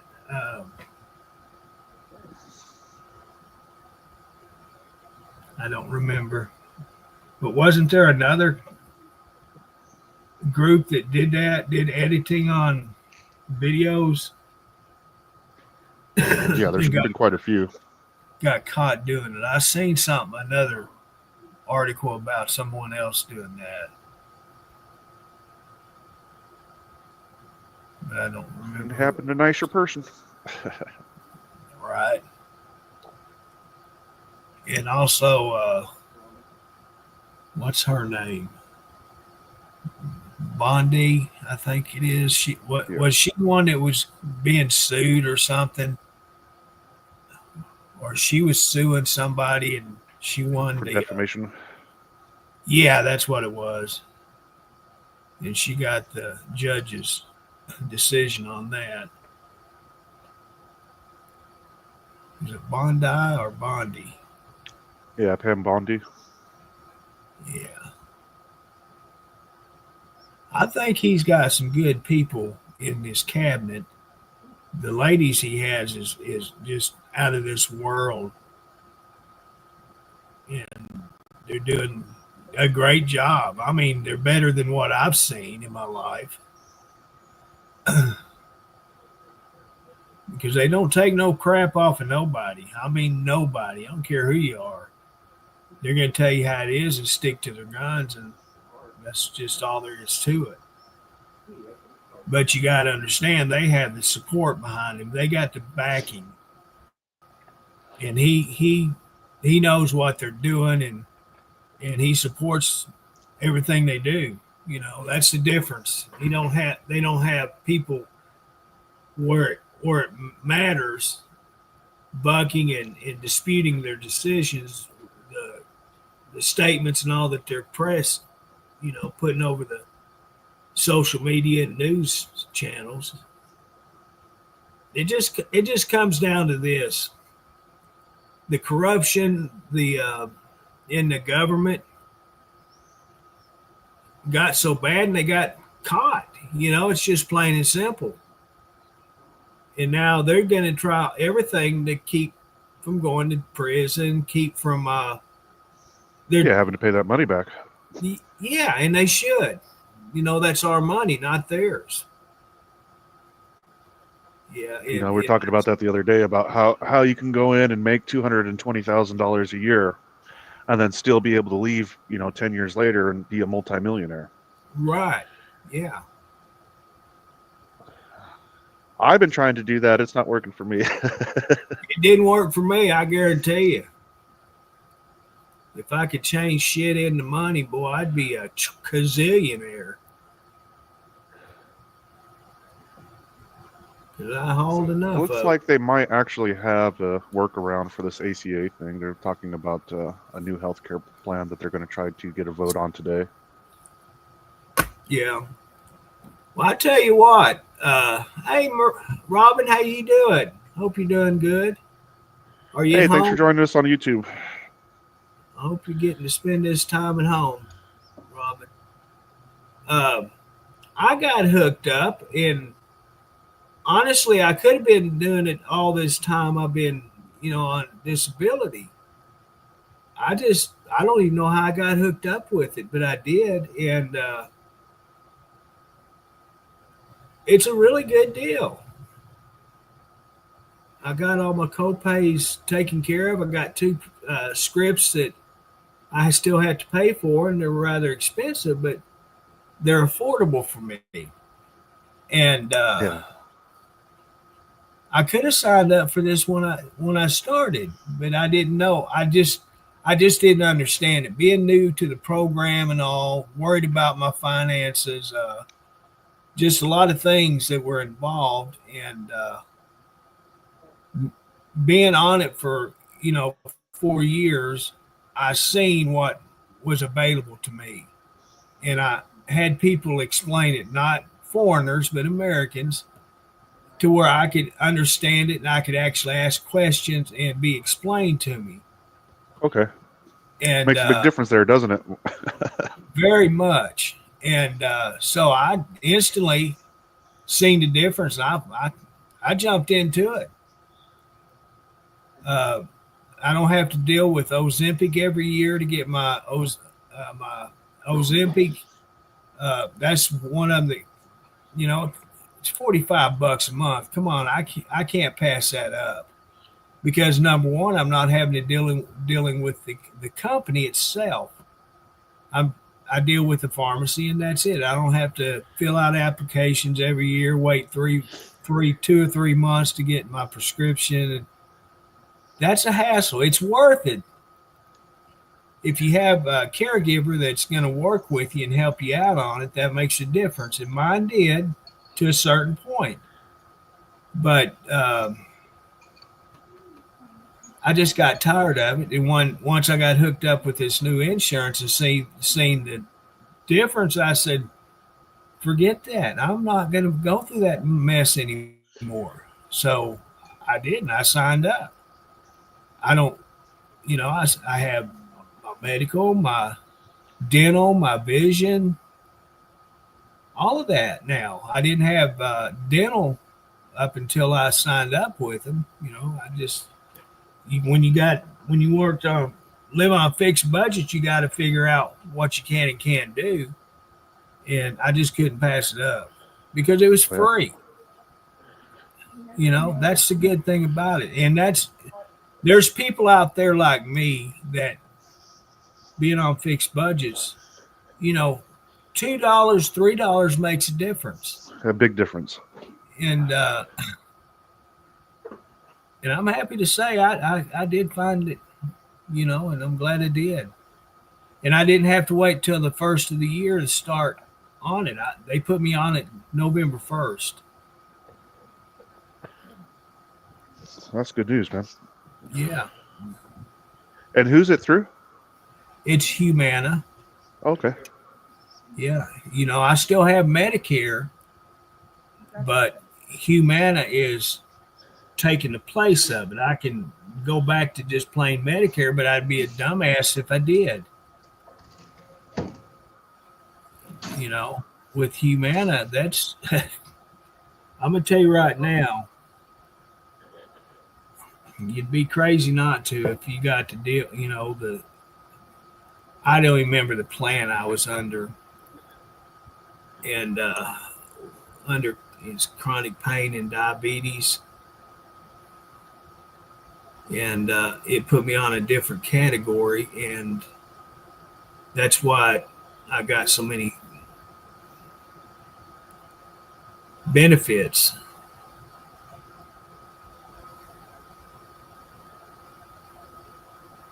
They're actually calling for snow flurries here, and I figure out Missouri too. They said it's supposed to start today. I hadn't seen it. It's still 51 degrees, but probably tonight because it being clear out right now. Them temperatures, once the sun goes down, is going to fall fast. What was it? Well, this morning when I got up, I never went to bed. I was sitting here at the desk dozing off. But about 4 o'clock, when I looked over, what was it, 54, 55 here. And I sat here and watched that temperature go down to 47 in a matter of 30 minutes. Definitely got chilly this morning. Yeah, and they're saying it's supposed to be in the 20s and 30s in Arkansas tonight. I don't know about your area. Yeah, I think we're supposed to be in the lows like that. I can check right now.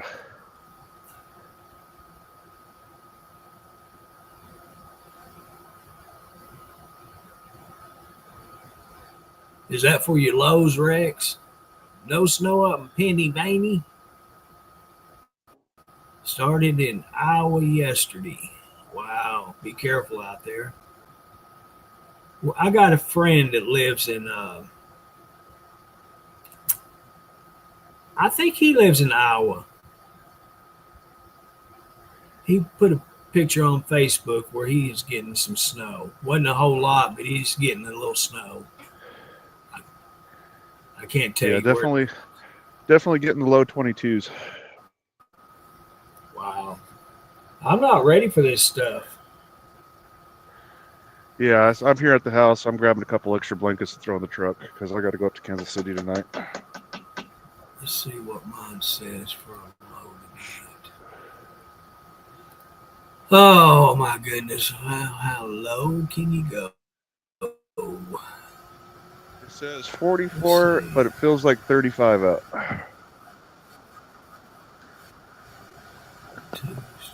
By Wednesday, we're back in the 70s.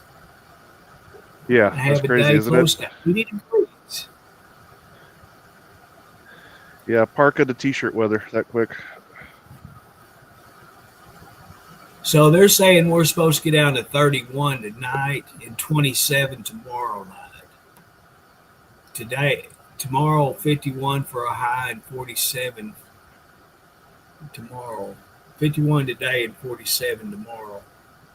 Then it's going to kick back up Tuesday to 60s, 40s in the lows. So that's the way it works. You know how it is. You live in Arkansas. Yeah, that's chilly there, Dar.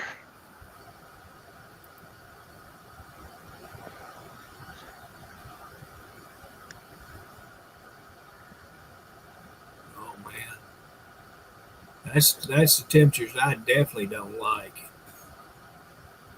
If it gets below 30, I don't like it one bit.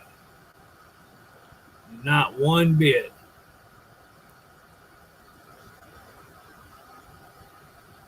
I hadn't opened the door today. I don't know what it feels like. The wind's been blowing. Started out big time this morning early, really blowing hard. Then it's kind of shut down, just moving the trees a little bit. Pretty here today. Well, your backyard looks like mine. Yeah. Just out here on the catio. My front yard and backyard, all around my house, looks like that. Summertime, you wouldn't even know I was up here. No, that's exactly it here too. The same. I don't think any of my neighbors can see onto my deck. Well, mine used to be that way, but one of the neighbors down the road a little bit, 2 houses down, he built a new house up in the woods. Now I can't piss off the back porch. Got rid of your bathroom, huh? Yeah. I can go off the front porch. I don't care if they see me or not. I ain't ashamed. 35 now. Okay.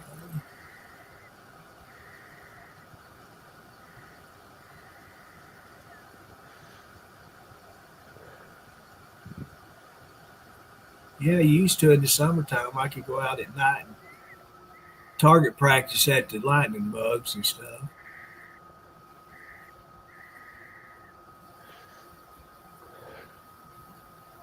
I could do it with my silence if I have a silenced one, but I can't do it with a regular one.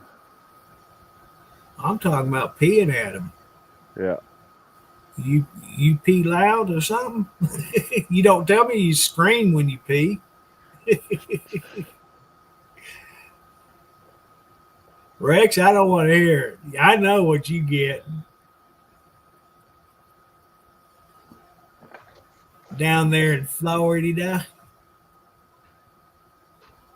Where's Miss Becky at? I ain't seen her in forever.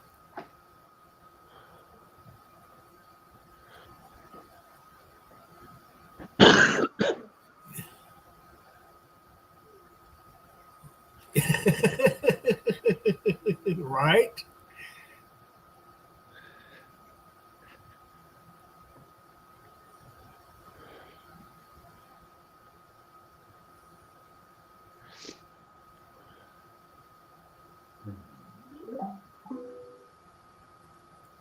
When I think I was like 9 or 10 years old. We went to I can't remember what store it was. They're not around anymore. I think it was Woolworth or what was that other one?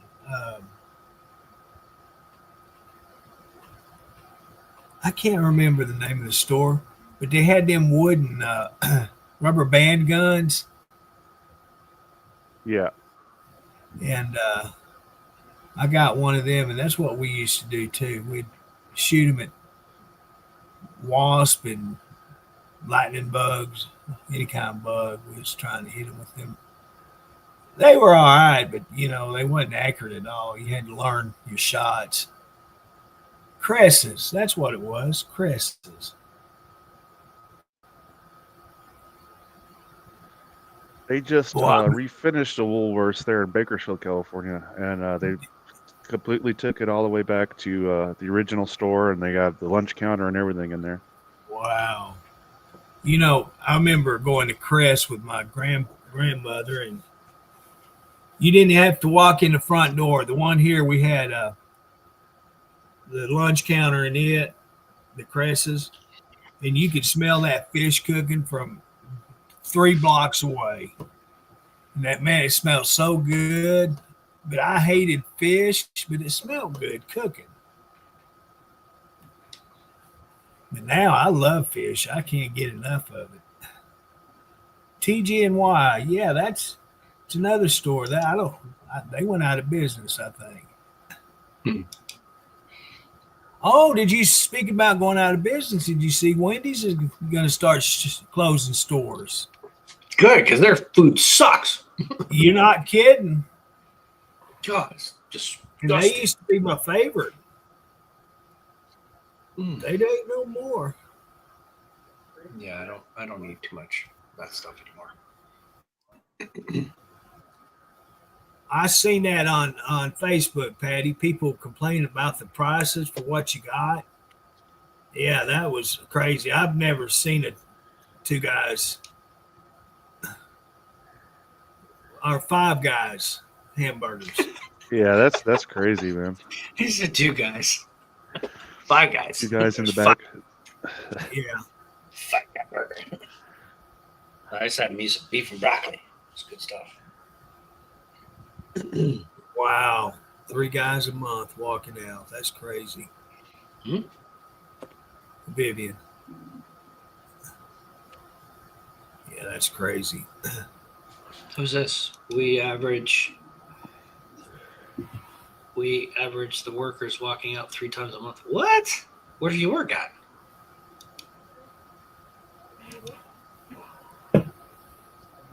Two guys was a department store. Well, back in the 1800s. Yeah, I didn't know that. I never heard of a 2 guys department store. Yeah, one guy's name was Sears, the other guy's name was Roebuck. Sears and Roebuck. I think they turned it into Dick's.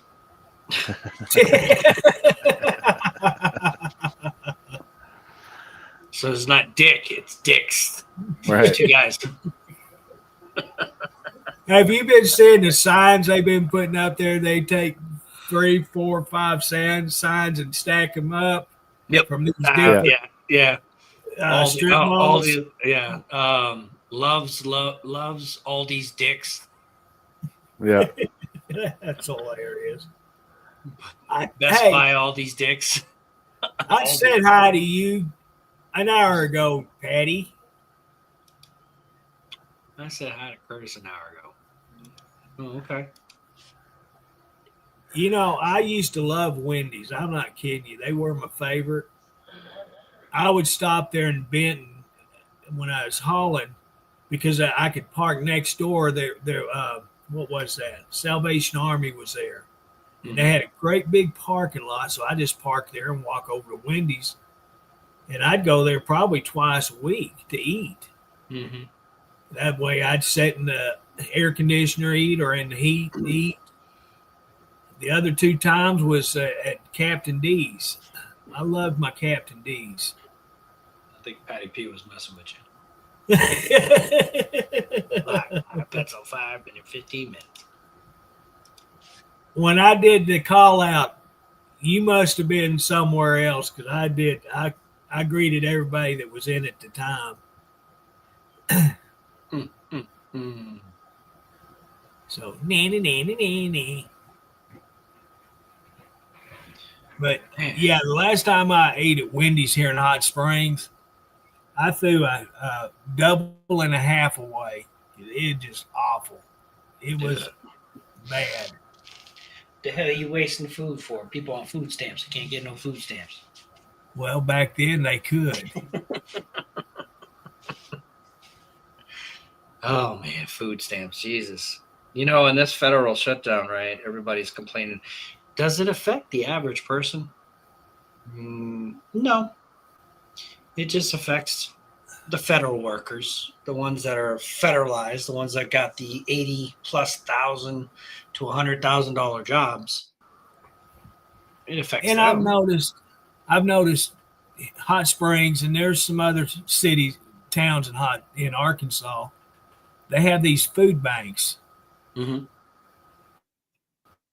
really stepping up, and you got private companies that's also contributing to these food banks and uh, shelters and all, food and necessities. Hygiene. The narrative that the mainstream media is producing right now is that they have these food banks in the background of their videos where they're talking about food stamps and things like that. That's what they're trying to show the American people, that stuff. So it's crazy. Yeah. But the food banks they're all getting donations from people that have food and stuff like that. They're getting support. We have two here in town. Churches are getting together. Yeah, there's a lot of people getting together and feeding those people that are needing it. We have a couple of churches here close to me that are doing that, just taking donations for food and products. But the one in Hot Springs, the Jackson House, it's a house for unwed mothers. Mm-hmm. But anybody can come there and have a meal. They serve lunch and dinner. They don't have breakfast meals, but they have lunch and dinner. And so they'll have lines just as probably 10 blocks line, people standing in line waiting to get their meal. Yeah. But they have a lot of money being donated to them from residents of Hot Springs Village. Right. And so, they're well taken care of. They have clothing and just really anything. This time of the year, boots are a necessity for the blankets, boots. Yeah, blankets and boots. Yeah, socks, something warm. But socks. I think, my personal opinion, I think that the more people that we have in society that's relying on the government for living and subsistence, the worse we're going to be. The worse off they're going to be, and the worse off we are going to be. So if you had a society, and I'm not an educated person about this stuff. I'm just saying, if you had every single person working and not relying on the government to pay their bills or to give them money or to give them anything, whether it be shelter, the basic necessities, shelter, food, clothing, right? Those are the basic necessities in education. Those things. If we rely on the government for those things, you know what I'm saying? So if we had a society that didn't rely on the government to provide those three things, and we could do it self-sufficiently within our communities, there you go, problem solved. Yeah. You will not have to worry about if the government says we're going to shut down. Be like, so go ahead. I don't care. Get them crooked politicians out of the White exactly. House. So there's a fine line. There's a push and a pull, I think, and the educated college fucktards that went to college for 8 to 10 years that got their master's degrees need to put their heads together, and use their educations for something that can be constructive and good to change, for the people and the people need to stop relying on the government for help. Yeah. If we can stop relying on the government for help, and that goes for any 18 to 20-year-old that can work, that can do a job, that's complaining of some stupid, I'm not saying stupid, but whatever, I want you to answer me this. What? I've said it a million times. I watch court videos, car chases, cop shows, videos daily. Mm-hmm. I can't not tell you how many people that go in these courtrooms, they're getting arrested for fleeing on foot. Now you tell me how in the hell they are collecting all this money and they can outrun a cop on foot. If they can do that, they can work. Right. Exactly.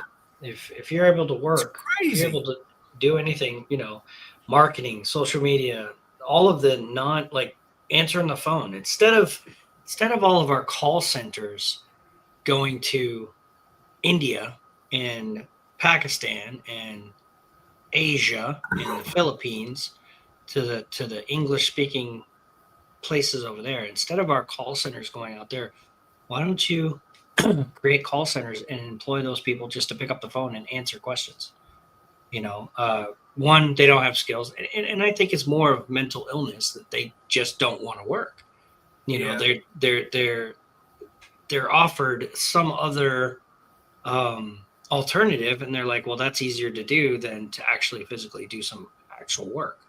And I think that's the argument that the American people are saying is like, hey, if you're disabled and you cannot work and you cannot do these things, talk, read, computer skills, or anything like that, okay, gotcha. You're disabled. Get your benefits. We'll take care of you. But if you're able to do any of those things, stand on the side of the road with a sign. You're getting paid by the hour to do that. I mean, you can stand on the road and hold a sign saying, I'm homeless, I need help. But you can't stand on the road with a sign that says, shop here, and they're paying you to guide, people in there. There's a couple businesses that I ran into in Seattle, Washington, that actually paid kids to swing those signs, Yeah. and you made $20 an hour sitting out there for 8 hours a day, spinning a sign for going to, Joe's mattress firm, or, Dick's fucking barbecue over here, or, come eat at this restaurant. They're spinning this sign, 10% off to new customers, and they're getting paid $20 an hour. If you can sit there and hold a sign up saying I'm homeless and I need food and shelter and stuff like that, and you can sit there for 8 to 12 hours a day collecting free money, but you can't hold a sign saying go shop somewhere else to help, the economy and pay your taxes. Liberty Tax Company does that during tax season. Oh, yeah. They hire a kid, and he stands out there in that green Statue of Liberty costume, right? Sign. And let me address Stephen's comment. Stephen, that's not true. My son worked for, I believe it was Galaxy. It's here in Hot Springs, and their call center for AT&T and another company, I don't remember. And my boy worked there, and when he worked there, he got paid $17 an hour. That's above minimum wage.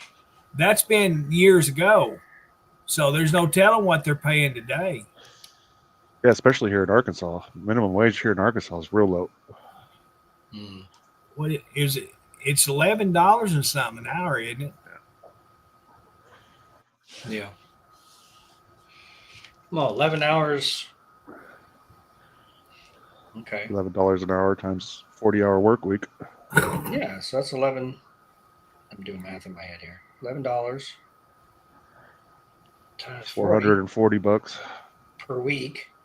Take out taxes. That's ain't shit. Yeah. That's what I get in a day. I mean, I'm blessed. I mean, I make that in a day. But that's also the thing is everybody, talks about this truck driver shortage. So they wanted to flood it with people that didn't know how to do the job. But it's in reality, it is a very professional job. I mean, no matter how you want to look at it, you're moving 80,000 pounds worth of stuff across country. Yeah. Or from point A to point B. And then, having to back into docks and having to read all the signs to get there safely. It's not a minimum wage job by any means. No way. No. The long hours, the amount of dedication that you have to put towards driving and stuff like that. No, it's not. No. And see, you pay a driver minimum wage, you're going to have no drivers. People's not understanding this. When you're OTR over the road, you're living in that truck 24/7. You are allowed so many hours to drive a day, and you got to get them hours in because if you get paid by the mile, well, if you don't get 100 miles a day, well, you're a fuck duck. So you got to make 500, 600 miles a day just to make a decent pay. Yeah. And that's if they have any free for you. Yeah. So this goes back to this load board and all the brokers that's involved in it now. It's a crooked industry because the brokers sit back and do nothing while the drivers are out on the road getting loads to their destination or picking them up, and they're making pennies on a mile. Right. It's just not right. Patty P said, when I was born in the hospital, I wasn't going to let me go home because my mother had RCA insurance. They wanted cash. So that goes along with the insurance. All right, that goes along with the people that are driving all of these issues and problems. The insurance agencies, the Medicare, Medicaid, the let's just call them like brokers. I mean, people that are negotiating all of these rates that are out there for the American people. Those are the ones that are controlling everything. And it is big money, huge money. And any slightest change or cuts will cause a huge ripple in their world of, the medical world. And they don't want that. They don't want to lose money. They always want to make more money. And when you do cuts like that, it hurts those individuals that are making the policies. They're making making it more difficult for people to get coverage and things like that because nobody can afford it, and it's only for the people that can afford it. So yeah, universal healthcare. I think Japan has a good system. From what I learned back in the day when I was stationed in Japan, people pay into a huge system. Whether it be $500 a month or it be $1,000 a month. I don't know how much it was exactly what it was. But you would pay into like a tax, you would pay into your medical and you get pretty much damn near free medical care 24/7. So you would pay from your paycheck, you would pay a certain amount of money. And that particular money went to all the hospitals and it was just one level. One government ran level. If that could ever happen to America, where every single person pays $500, regardless of, and maybe a little bit less for those who make a certain income bracket, but that's the kicker. You have to do that because people like me can't afford $500. Right. Well, that's to those, like I said, those master degree college students that fucking graduated and spend millions of dollars on their education. They can come together and figure that shit out. But what I'm saying is that if there's a national straight line or a tier of sorts, and that's it. That's what pays for every single person's medical thing. And then you have your rates within those things, but everything's covered. If there's a way to pull that off, I think that would be the better solution. I just don't free think healthcare for everybody. I don't see that happening in America because there's going to be too many hands in the bucket. Exactly. There's too many lawmakers. I just don't see that lawmakers. Too many lawmakers that want a piece of that, and that's the corruption. That's why we can never get anywhere, is because there's too many people with their hands in the pot. Exactly. And, it's too much money going to certain individuals and not everybody.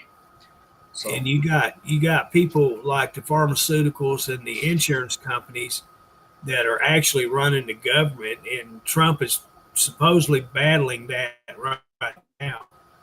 Oh yeah. I haven't seen anything come out of it yet. Supposedly, he sat down with the company that I was getting my Ozempic from, Novo Nordisk, and apparently he was trying to get something done there. I don't know if he ever did or not. Mm-hmm. And I seen that, and I thought, well, what's going on here? And I watched the video, and that's what it was. And the spokesperson for Novo Nordisk walked out on him. No, he collapsed on stage. That's what it was. That was the dude, right? Yeah. And I never heard anything else about it. Why did he collapse? Did they figure out why he collapsed? I never heard. Just being a dumbass? Well, I don't know if it was due to his health, due to the situation he was having to battle the administrative cabinet. I never did hear any more about it. He probably did the old in the military. They tell us not to lock our knees because if you lock your knees, you're going to pass out. Yeah. So he probably was standing there behind him and he locked his knees like a dumbass because he's never been in the military before. And nobody really told him, like, hey, shh, don't lock your knees, dumbass. Right. Because you may pass out. He may have passed out because of that. Or he could be stressed out, or he could have had a heart attack. Nobody really knows. I don't know. Excuse me, I don't know because I never saw any updates on it. and My yes, opinion. they taught us that in band too. Don't lock your knees. Don't lock your knees, because if you're standing in formation like that, you don't lock your knees because you will pass out. It will cut your circulation off where it doesn't. I don't know why it does it, but it doesn't. And I can do that being in my recliner. It happens to me sitting down. No shit. They said he fainted and he's doing well now. Okay. He fainted. Yeah, so that goes along with he probably locked his knees. He was excited and stressed at the same time being in the Oval Office. Maybe for some people, anxiety takes over, and he probably locked his knees and he just fainted like a little pussy. I guess it was one of Eli Lilly's representatives. No, it was Novo Nordisk. It's saying right here is the representative that collapses from Eli Lilly. Well, then Eli Musk is involved in Novo Nordisk. No, it's not. They had representatives from both of the pharmaceutical agencies there. Oh, okay. So yeah, I'm pretty sure he just locked his knees up like a dumbass. Yep. So even if Trump gets that under control, I know you get yours through the VA, and I don't know how that's going to affect you. I don't know. It hasn't affected me. Has not affected me yet. And my name is, like I said, is Adams, ADAMS. So I would be the first motherfucker they cut. So. So I've got it now for the rest of the year. I get renewed January, but I don't have to deal with Novo Nordisk no more. I go straight to the pharmacy. Walmart up here stocks it, so I just call them and they deliver. Yeah. Man, I tell you what, I started at 255. Now I'm at 221. Well, you're about to catch up with me. Yep. That's how much weight I've lost. So I'm That's why all my clothes. That's why all my clothes look like they're too big for me. I know, right? I ain't got no man boobs no more. I do, but they're hanging down to my belly button nearly. I ain't got no man boobs. Hey, Michelle, welcome in. How you doing, The girl? doctor prescribes and examines what you need. The government examines the overall what they need to pay. That's what happened with Medicare. Yeah. Yeah, it's definitely something that hopefully, and I believe the administration right now, the current administration, is battling all levels of everything.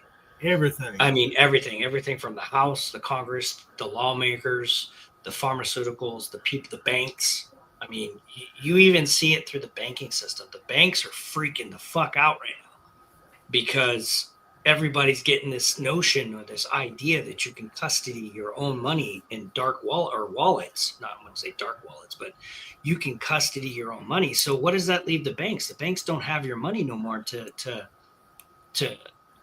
lend out to other people, to make investments, to lend out. The banks are going to crumble, and they're freaking out.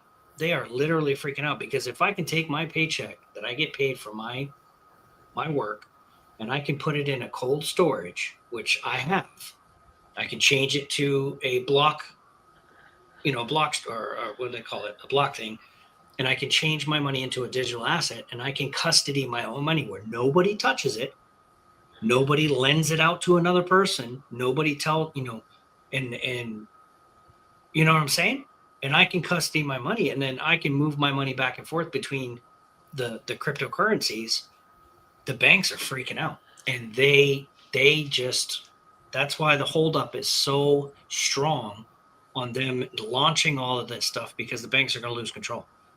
The dollar and then the inflation and all that stuff that they're talking about. I'm not going to get into details about it, but there's something fucking happening in the backdrop that everybody's freaking out and media is not talking about it at all. Well, see, the thing trying is, to stay away from it. With the government being shut down, that's affecting everything. It's not just food, and it's the world. It's a blanket. Everything is affected by it. Yeah. So they're doing it to blanket everything, to hold everything off. For what? I don't know. But I believe we got trouble in the audience there. Lisa's in here. Oh shit. Oh shit. Lisa, quieten down back there.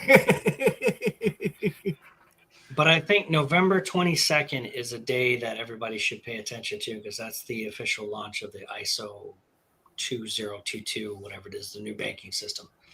So I think that's where everybody's focusing on. But like I said, if you follow any kind of crypto, if you follow any kind of financial news, then you have an idea of what I'm talking about. But if you have no idea and don't know anything about crypto, then you're going to be clueless and you're going to be left behind. So do your research, find out what you need to find out. But there is a lot of changes, a lot of things going to happen. Banks are just freaking out. I guarantee you, they're freaking out. All I know, if I got crypto, it wouldn't be folding money in my pocket. I'm all about the folding money. Well, it's going away. Sorry, old man. Yeah, my bank just sent me a notice saying that since they're no longer producing pennies, that they will no longer be issuing pennies. Yeah, so it's no longer pennies. It's rounded up to the nearest dollar, or rounded up to the nickel. nearest Rounding to the nearest dollar. Yeah, so you lose 5 cents, 4 cents, I think, on the dollar. Yeah, basically. We'll just buy another piece of bubble gum. Shit, bubblegum's $1 something a piece. Wow. I remember candy was a penny. Yeah. So a piece of candy for a penny. Well, hell, I'll just go out to the gum tree behind the house and get my own gum. What? You got a gum tree? Well, yeah, I got a bunch of them back there. What's a gum tree? Good old pine sap. Yeah. You can eat pine sap? If you got the balls to, you can. That's some Arkansas bullshit there, boy. You can lick it off the side of the trees at certain times of year. See Kurtis out there licking trees and singing the pee-pee song. Just mind your business. Mind your business. It's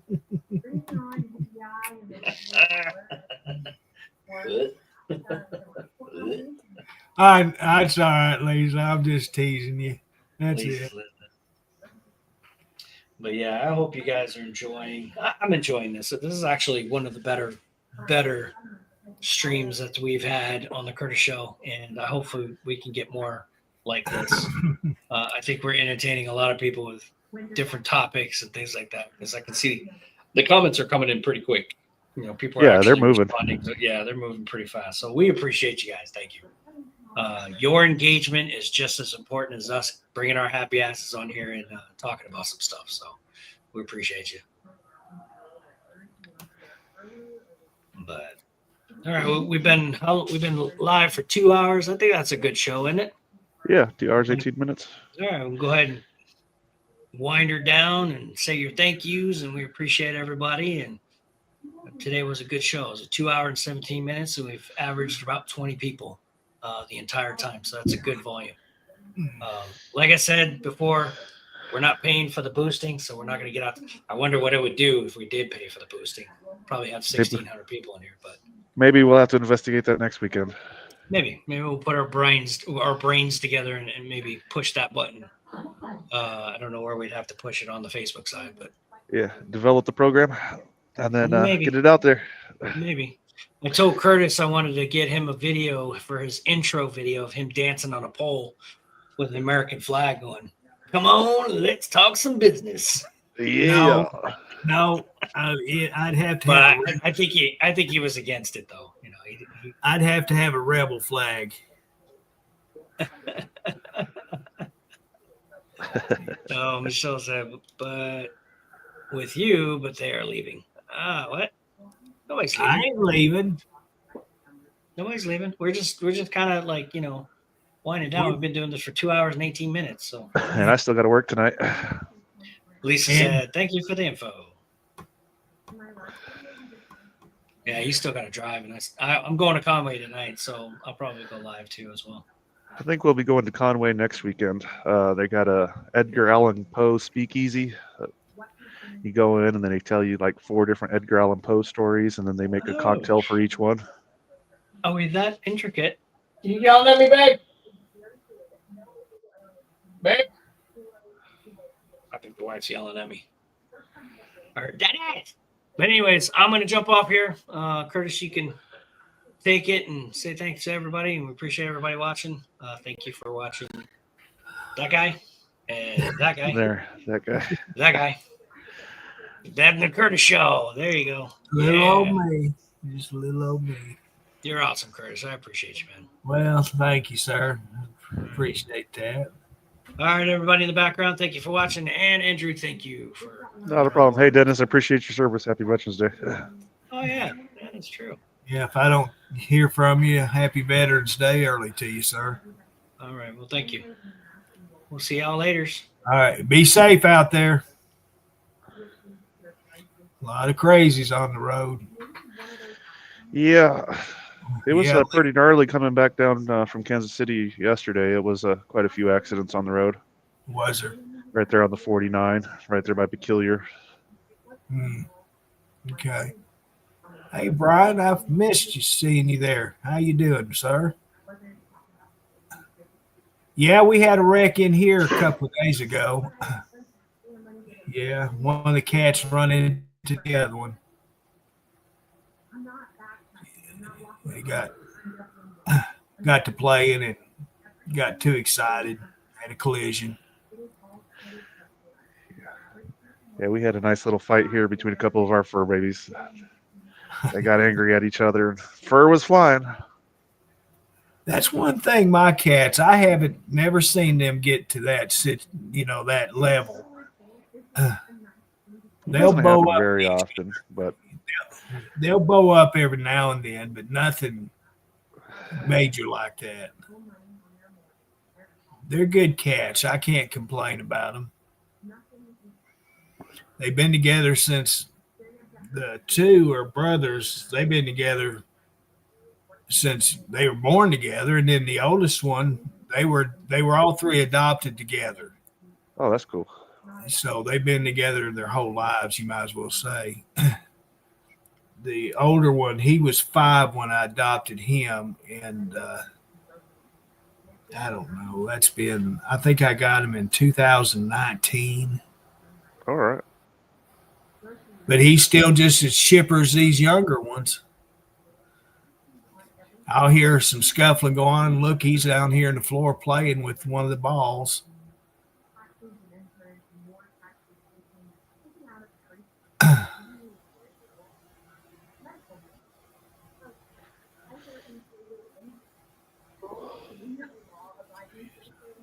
Well, sir, I got to get some laundry going so I can get ready for the road tonight. All right. You be safe out there. Thank you for coming on here. I appreciate it, buddy. Yeah. I'll see you guys in the next week.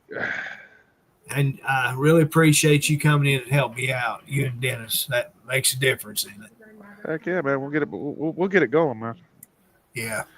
All right, sir. Well, you have a good one and be safe. Everybody, y'all have a great night.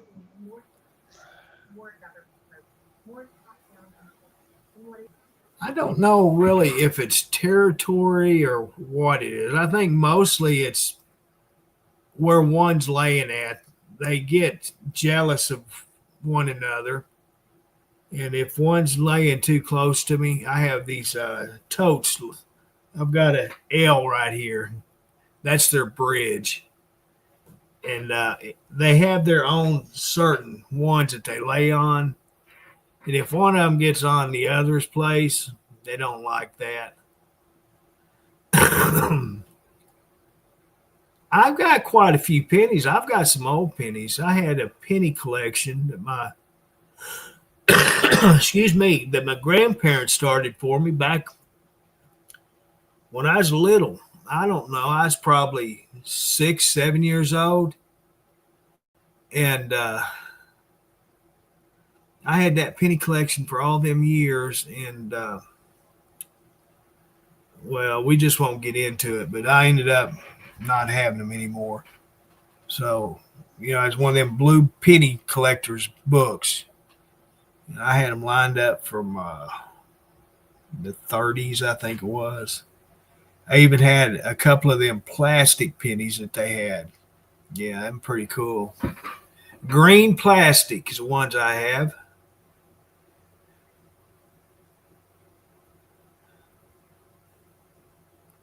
Who is that? Dadberry or Dunberry Collectors? I got on there the other day and was looking at coins they have, uncirculated coins. And they have some pretty good deals. If you as a coin collector, that'd be the place I would look. Grandma, my other grandma, she had mason jars just packed full of old money. And I was hoping to get some of that money one day. Danbury, yeah, that's what they are. She had the Indian head nickels, buffalo nickels and Indian head pennies, and a bunch of what were them silver dollars, and just I don't know. She had so many coins, it's unbelievable. But when she was younger, she would walk around. Their homestead used to be around them, where they built Lake Washita, part of that lake, and they would always go up there and walk around, try to find the old home places, because the government bought them out and moved them out, and her husband was finding coins every trip, and they'd take it home and put it in their mason jars. I've still got some. I got the Kennedy 50-cent pieces, some silver dollars. I have, what was that, copper dollars. I ain't saying the name because I don't want to embarrass myself. But the Indian woman, Native American woman dollar, I've got some of them. I even got quite a few $2 bills. I keep one of them in my wallet. I used to say it was for luck, good luck, but nah, it don't work. I just keep it in there if I need, I'd say a soda pop or something, but shit, I don't know if $2 will buy a soda pop anymore.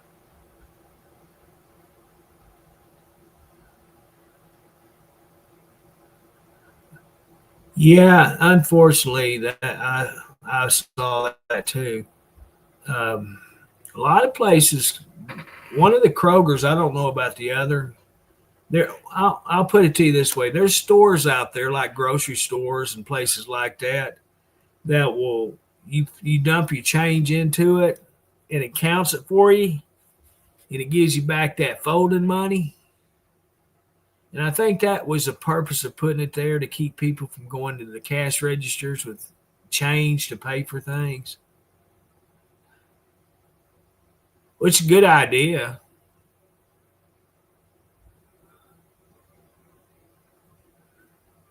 I used to love going in Dollar Tree. I hadn't been in one in years. The first time I ever set foot in one was in Branson, and it was right next door to the motel. We stayed at a motel right there on the strip, and they were right across from the Steamboat Motel. And that was the first Dollar Tree I'd ever stepped foot in. I thought that was the greatest store I'd ever walked into. I don't know if they're still around or not. It ain't no conventional Dollar Tree like we have today. It was a 2-story building, just a little bitty shotgun 2-story that they had crap packed in there, both floors. 2 people couldn't walk down the aisle. It was packed full of stuff. But I thought that was so cool. I know, like the $5 or less. That's the one I get a kick out of. It's getting to be where $5 and up. Ain't a whole lot anymore in them stores. I've never set foot in one, but I get pop-up ads on Facebook. So I click on it naturally just to check them out. I like doing that, looking, just compare prices to what I pay for stuff. And yeah, wow, that ain't no $5 or less. I've seen $15 on there.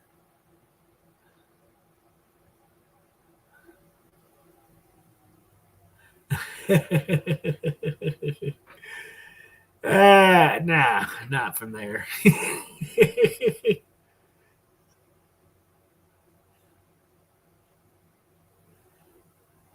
I had, man, I lost so much stuff and never be replaced. And every time I think about it, I get mad and think about the situation, and then I always get back to being mad about it, but there ain't nothing I can do about it. That's gone in the past. But I wished I did have some of the stuff I got. I don't know whatever happened to.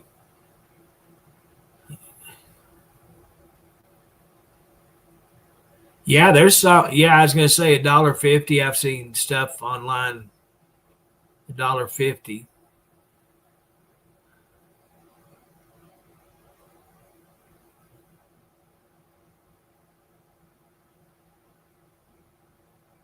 I took one year, and it's been several years ago. When I was putting penny in my change, I'll say it that way, change in my Mountain Valley Water 5-gallon jug. I had one. I still got one in the middle bedroom. I ain't never used it. But I would fill that up every year, and that's what helped pay for a vacation to Memphis. And I took it up to the bank I banked at, and you believe they made me take it home and roll it? A 5-gallon bucket full of change ain't light. That's heavy. You just about need a forklift to pick it up. Yeah, they gave me a box of penny and quarter, dime, and nickel rollers and said, "You go roll it up." Well, that ain't worth that. I'll just take it cash wise. No, we had rolling parties here in the floor. I was so sick of rolling coins, but hey, it helped out a lot. It was some good spending money. All them donuts and pork rinds and ribs. Yum, yum. That's one thing Branson ain't shy of. They got some good victuals up there. Good country breakfast. Oh, that's one of the things I miss about Branson is the good food. Food, you know, there's a lot of places that say you can come here and get a country breakfast. No, you can't. They ain't nothing country about them. Last good country breakfast I had, they closed down for the pandemic, and Terry, the owner, he retired, and his daughter Stephanie, she didn't want no more to do with it, so she didn't open it back up. And but I'm gonna tell you what, there wasn't a place in Hot Springs could beat their food. And I don't care if it was 6 o'clock in the morning or they closed at 3 o'clock. They were breakfast and lunch only. And they made a fortune. And you can go there at 6 o'clock, 6:30, 7, and get open-faced roast beef sandwich, hamburgers. I ate a bunch of hamburgers there for breakfast. good old homemade pancakes. And I'm talking not out of a box or frozen. I'm talking Terry would sit there and mix up the batter every day. Everything he cooked was homemade. It wasn't it wasn't processed. It was homemade. Them roast beef sandwiches. He cooked roast at home every night. He was open, what was it, Sunday? It was Saturday. He was closed Wednesday and Thursday, I believe. Yeah, Wednesday and Thursday. Saturday, Sunday, Monday, Tuesday. Friday, Saturday, Sunday, Monday, and Tuesday was his days he was open. He'd cook roast at home every night and take it to the restaurant in the morning, and there he had his homemade roast beef's open face. And that's the thing, I love Waffle House, Lisa, because at any hour of the day, night, you can go in there and get a good breakfast. And I'm all about good breakfast. The only thing I didn't care for was their biscuit and gravy. They'd put the biscuit on the griddle top and heat it up that way, and then the gravy wasn't homemade. But everything else in there I really liked. Hey there, Bob, where you been? I've been here for 7 hours. You just staggering in here. What's the matter for you?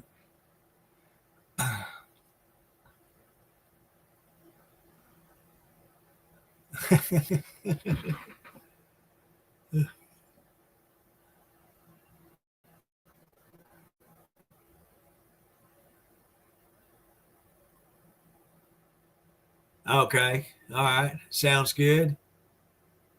Thank you, sir.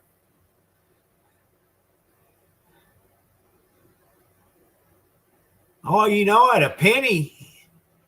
But if you're short 1 penny, I guarantee you they're going to catch that. What was it we used to do? We would put 10 or 11 millimeter sockets in there and try to pass it as dimes and nickels. It didn't work. They caught on to that quick. Just got home. On a Sunday, where you been? Surely you're not working today.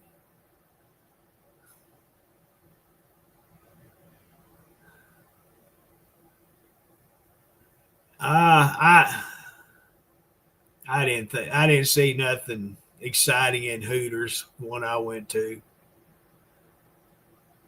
And trust me, I was looking hard. Yeah, I was looking hard, but I didn't see nothing. I didn't even eat. I just went in there to get me a T-shirt just to say I'd been to Hooters. I'd never been to one.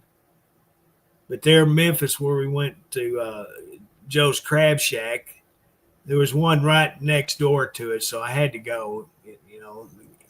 It was so convenient.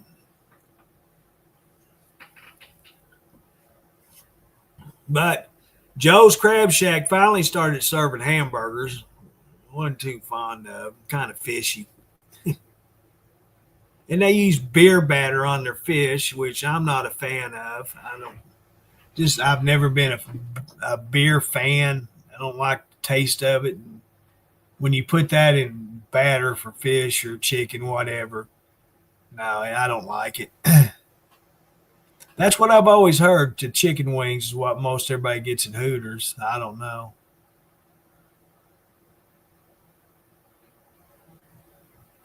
Oh, okay, gotcha. So y'all been getting some interesting concerts? Anybody I would know be there?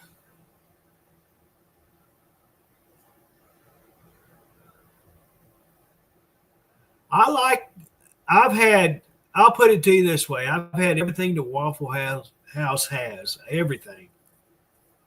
And my favorite, I have two dishes that I always go to. and that's the country ham, 3 over easy, double order of hash browns, chunked and stuffed, and wheat bread. That's my to go to when I go. That's now the other one that I go to if I'm not feeling hammy is the pork chops. Oh my freaking God. I love their pork chops. They are a true testament to breakfast pork chops. They put garlic powder on them, put them on that griddle top, and oh my goodness, yummy. There for a while, that's all I'd go. I'd be going 2 or 3 times a week and eating pork chops. I was beginning to think I was Rex, Mr. Pork Chop himself.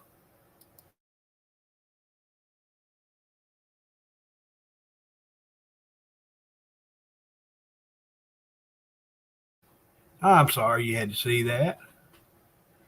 I get to talking so much, my throat gets scratchy and got to relieve it.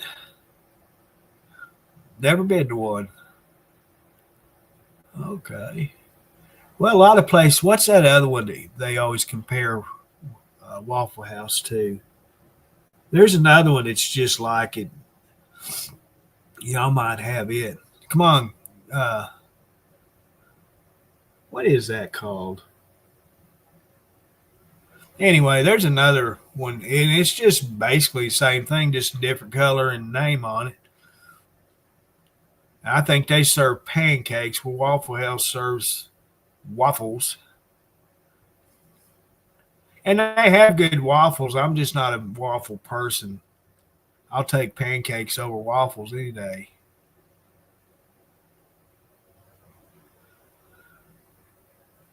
I don't care for the cheese on my. No, not IHOP. It's Hobby. What is that? Hobby something. It's got, I think, Hobby in the name of it. Hobby House or Hobble House or something like that.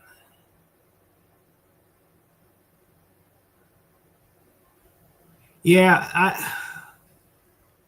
my favorite way to eat anything is covered in sausage gravy. I'll pour that stuff on my taters. Well, hey there, Diane. Welcome to the show.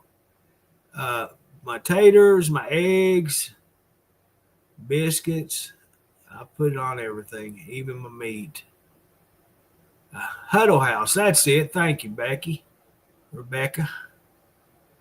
I knew it was some kind of house. It had a H in it.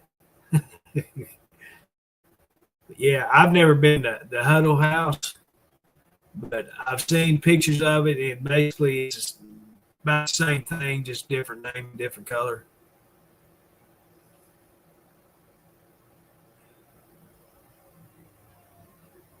Yes, ma'am. Shit on a single. You know, you can get that at Walmart and frozen. You can get you a frozen SOS. Did you know that?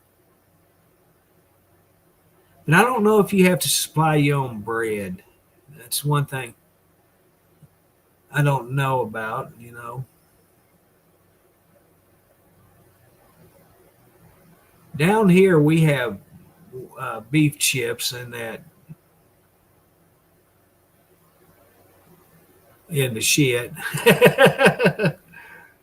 I remember Mom used to make that, just more regular sweet milk gravy and get a jar. Back then it was in a can of chipped beef, and she'd make that.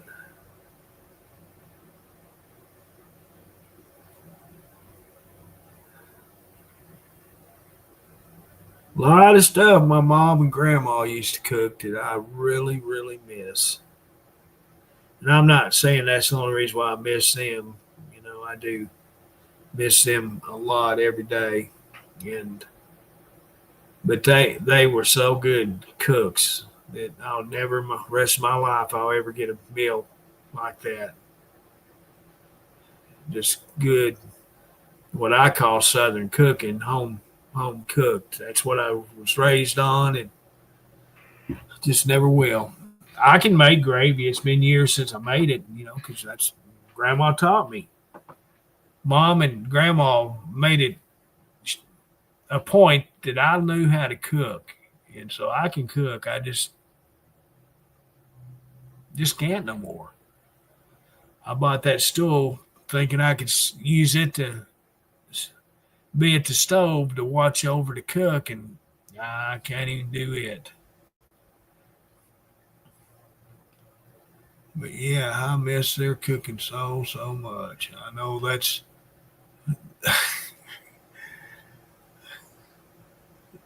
get old heart attack of waiting food. That's what they had. Couldn't wait for that day of the week to come because I knew we was going down to Grandma's house for lunch, and I'd call down at Mom's, or Mom would call me to talk to me. And I said, "What you having for supper?" And she'd tell me, and I'd say, "I'll be there in about 30 seconds." I'd run down the hill to get to their house. I remember when we was little kids living in this old blood trailer used to be up here. This is when we first moved out here, the first couple of years. Mom was in that stage of learning Southern cooking.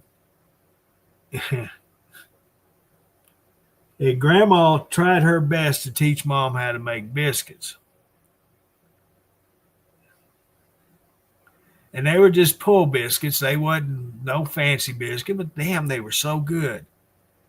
Well, needless to say, they were so hard that you just really couldn't eat them. You could even break them apart and try to eat the center of them. And bless her heart, she tried her best, but she just couldn't get it down. And so Dad would save them biscuits and put them in a bucket right next to the front and back door. And we had problems. We've always had problems with dogs, stray dogs, other people's dogs coming on the property and causing havoc. Well, that's what Dad would throw at the dogs. He'd go to the bucket and get him a biscuit or two out and throw them at the dogs. And if we didn't have biscuits, he'd have ice cubes. He would cuss and fuss, and out that front door he'd go, and he'd be hurling biscuits or ice cubes. Oh, yeah. We didn't make a whole lot of bread, loaves of bread or anything. Every once in a while we would, but not a whole lot. Mostly biscuits. We were always biscuits or cornbread. And that's one thing I miss is a good cornbread. None of this sweet candy shit, just plain cornbread.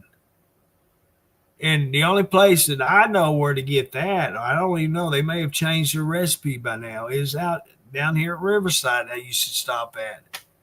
They had the best cornbread. They had the just plain regular cornbread, or they had the jalapeno cornbread, and they were both just yummy. So I was wanting cornbread twice, 2 different times. Walmart, I found out, had cornbread in their deli.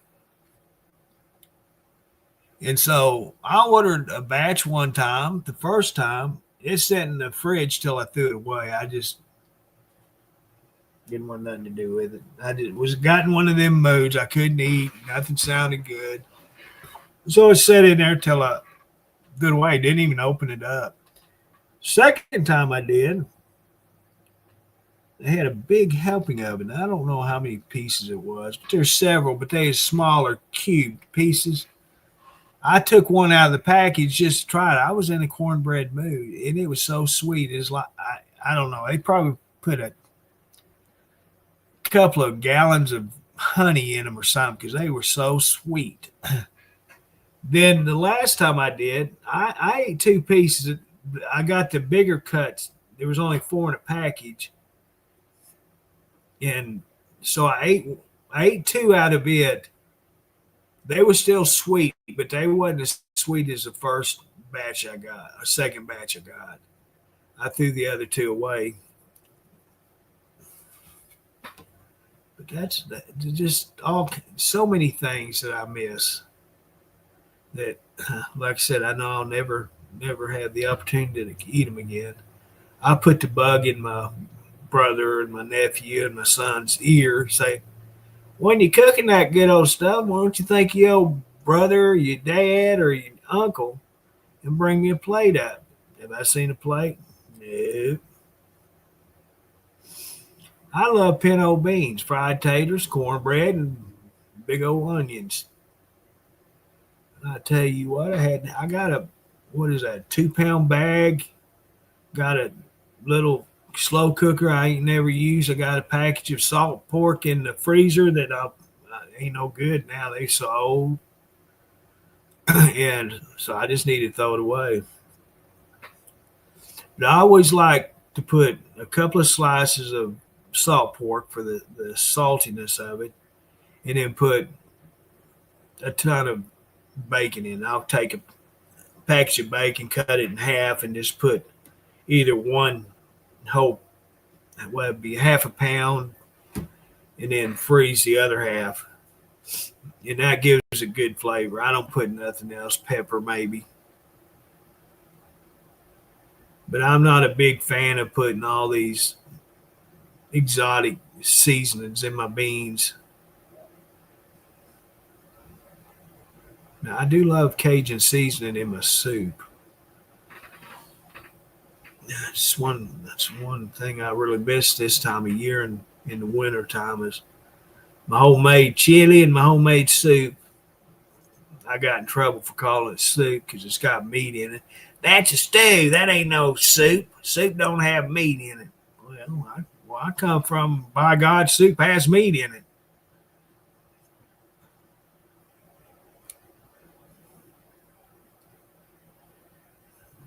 Stew is just a fancy name for a soup. I couldn't tell the difference by looking at the pictures. You back here, Rex? I'm still here. The other two done abandoned ship. We're talking my subject now, food. Yeah, jalapeno cornbread. If you ain't never had it, you can find it. I've seen that. I had never tried it though. I know at the other treatment plant, they like smoking meat. They had a smoker there at the plant. They'd put a big chunk of meat or ribs on the smoker early in the morning, and by 1, 2 o'clock, they'd have, lunch. And that's what they use, that slap your mama rub or whatever it is, seasoning. Oh, wow.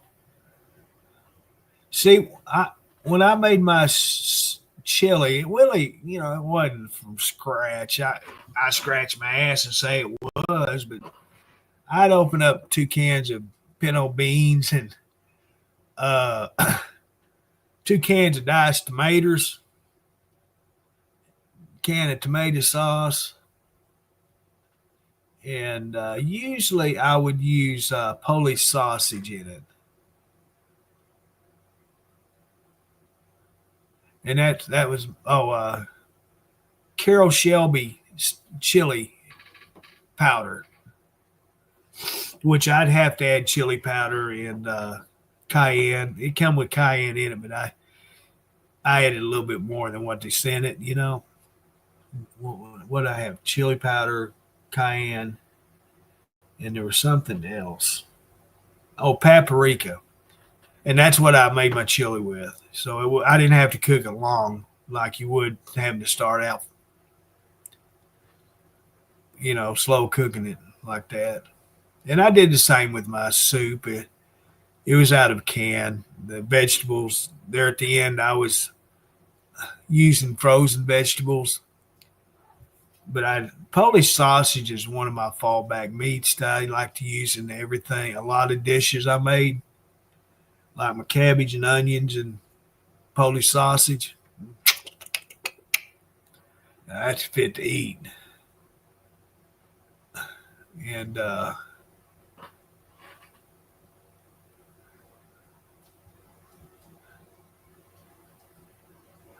what was it? I made 10 pounds of pinto beans, 10 pounds of fried potatoes, about 5 pans of, and I used 9x9 pans for my cornbread. And about 3 pounds of onions cut up, sliced up, whatever. And about an hour and a half, all that was gone. I didn't even get a plate of it. We had, when Grandma passed away, we'd invited the family over to where Grandma was living and gave them, brother and I and Dad, we all went through Grandma's stuff and my aunt. And we got what we wanted to keep, and then we invited the family over and told them if they see something they would like, they could go ahead and get it, And so we did that, and I cooked the beans for them. It went over good. I see Jeremy in my car. Jeremy bought my blazer from me. He's been working on it. He's got it. He got a license and insured, ready to go. He's been using brother's car, though. I don't know what the holdup is.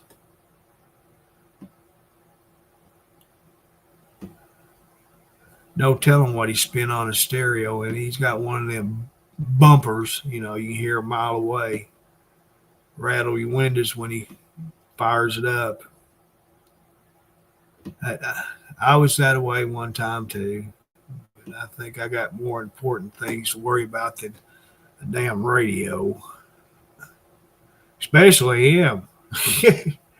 He can't afford that luxuries like that. He got other responsibilities. You eat all at once. So I think I'm going to get a pound bag of beans. And I've got the bacon, so I'm fine there. I won't worry about the salt pork because I'm not making such a big portion of it. And I'm gonna actually try to cook a pot of beans. I don't know. I'll just have to see how that little cooker works, and if it works, I'm gonna start using it because I like my beans. I don't care what they are. Good pot of butter beans.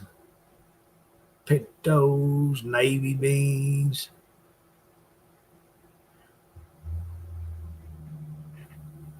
There, yeah, I hear it firing up.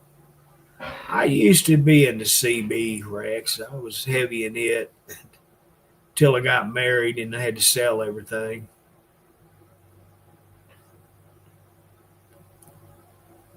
Yeah, I had me a big old Cobra GTL 2000.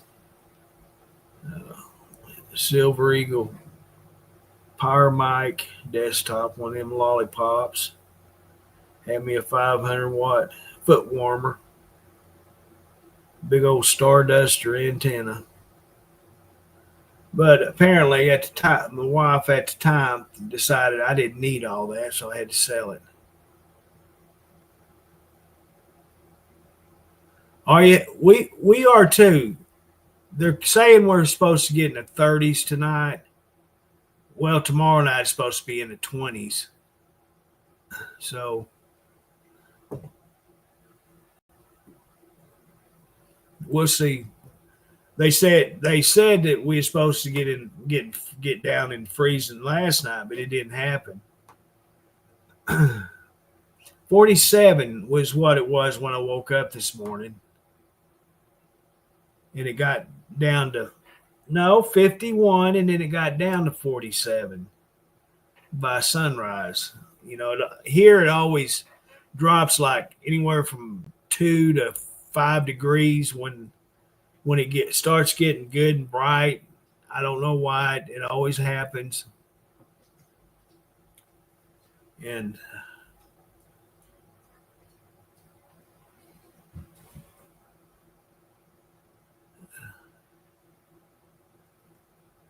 oh, you got a pumpkin plant? What do you use them for? Throwing at cars?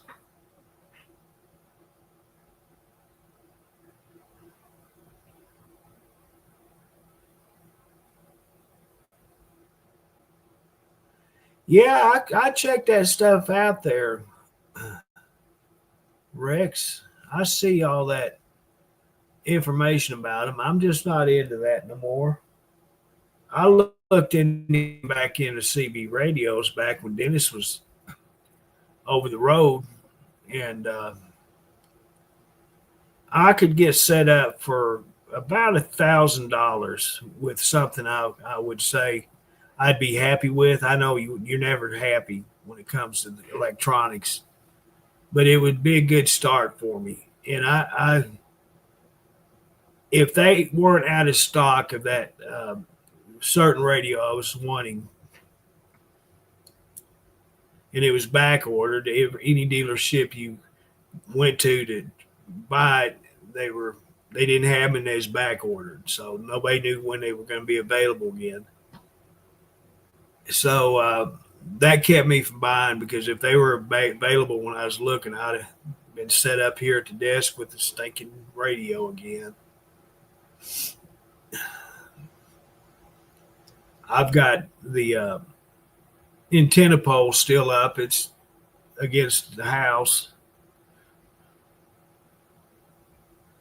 I don't have a CB antenna on it. I just got a television antenna.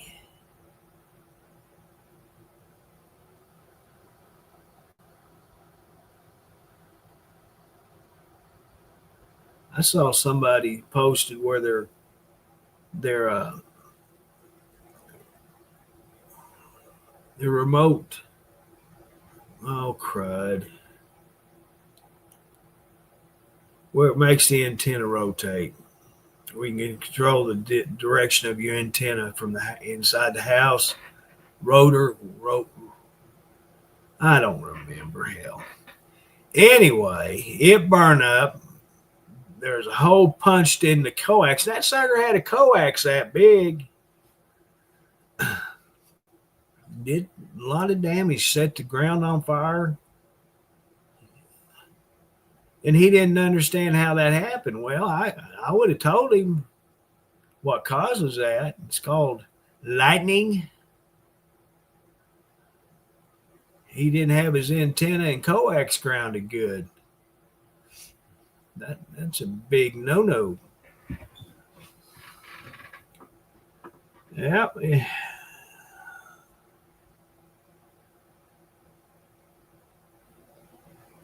Yeah, well, I was doing that with my CB base too, talking skip.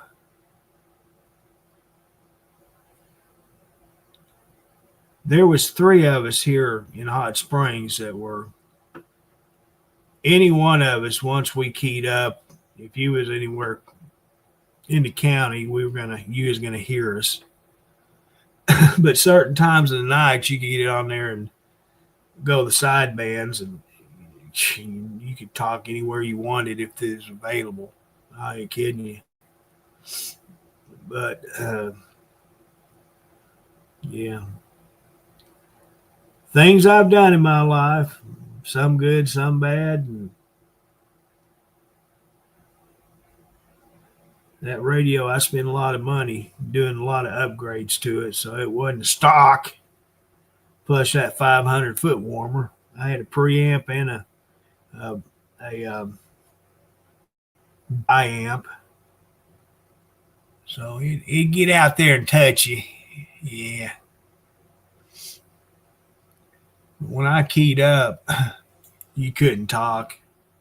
I was going over people's television. I put filters on that coax and all that mess, and it was still affecting people close to me. I had a Roger beep and a double talker echo box on it. I could turn that echo box, slow it down, and just piss people off with it. I'd start talking and it'd delay. The echo would get so slow that it would just go on and on and on. I could quit talking and it'd still be talking for 3 minutes. Just piss people off. That was the whole point of it. You make friends that way. You make them mad enough, you'll be friends with them forever. There's a guy, Arkansas Yankee. Oh, he did. That was his whole goal in life, was to piss people off. And he'd lock his mic button down and just couldn't talk. I mean, he would just make it so where you couldn't do a damn thing. People go to his house and cut backs. I promise you that. Are they? Well, that's a good hobby. It really is. And plus, that's good emergency contacts. You know, we have a couple of ham clubs here, one in the village and one in Hot Springs. And they, once or twice a year, they set up and have an event to where they have all the EMS, first responders. They'll be all together. That way they can communicate. If the power and all that goes down, and they have them located all over the county. That way, if there's emergencies, ham operators can communicate to other ham operators to get the info to the emergency services. And that's a good idea, you know, and that they have, I know of 2 clubs, they may have more.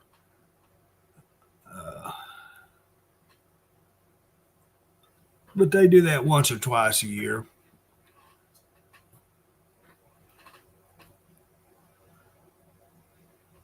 Yeah, it's a good idea for the scouts. That'll give them a little knowledge into communications and plus emergency situations. Because they can have generators up at the repeaters, but that's not ever always a solution to communications. They can have generators running at dispatchers' locations, but what about, you know, people that are trying to call for emergencies? Nah. It's not 100% fail-proof, so that's where these ham operators come in to assist in them conditions. Wasn't it there in, was it Tennessee, the last big flood that happened? Well, the last 2 I remember. That's how they communicated back and forth, was ham operators.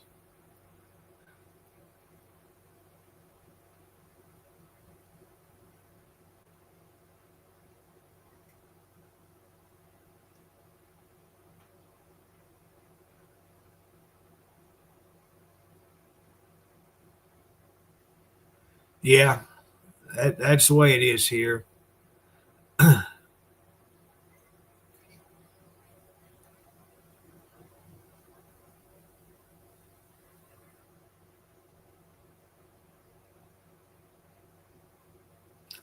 I was one of them there certified storm chasers. While everybody was batting down the hatches, I was out chasing them stupid storms. I tell you what, there's so many people in this world that do things to try to protect the citizens that we never think about. You take storm chasers, what they're doing to keep up with the weather. Firemen, while you're running out of a burning house, they're running in. The police department facing all kinds of incidents and all of that. You have the EMS that goes in on a simple call and turns out to be a mass shooting. or they get fatally shot themselves. People walking into hospitals, shooting up hospitals, you have to respect these people because what they deal with in their lives is something that I did it for 27 years. Will I do it again? No, never will. But if I could, yeah, I would. I wouldn't be on the nozzle again. I'd be either a pumper operator or I'd be, on OC.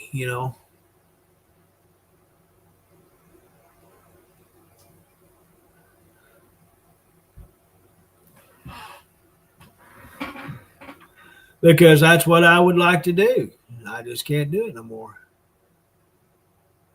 Had to water a plant. What a matter for you? You can't do that with the floor, hole in the floor.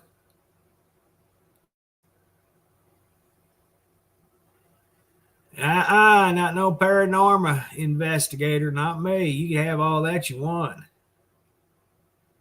Me and them ghosts don't get along. I do. I'll say it like this, like that one gal did. She is on that show, locked up 60 or whatever that's called, where they go to prison for 60 days. Well, there ended up being a spider in her window, corner of her window, and she was scared to death of them. So she was telling the guards she is allergic to them. So I'm allergic to them paranormies.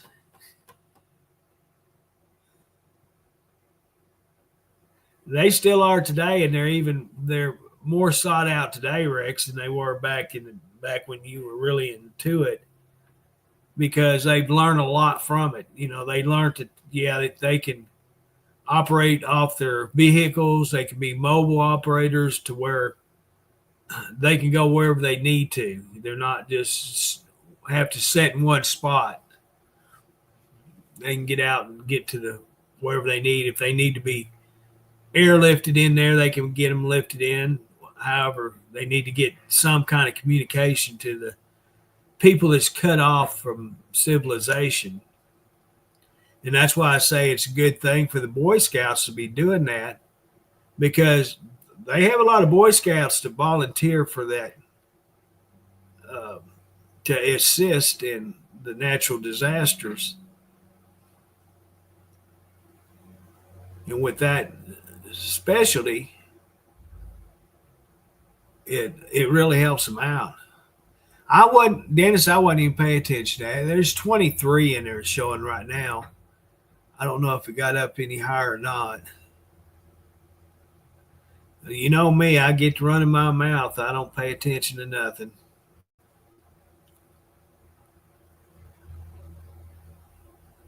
Yeah, we up to about 23 right now.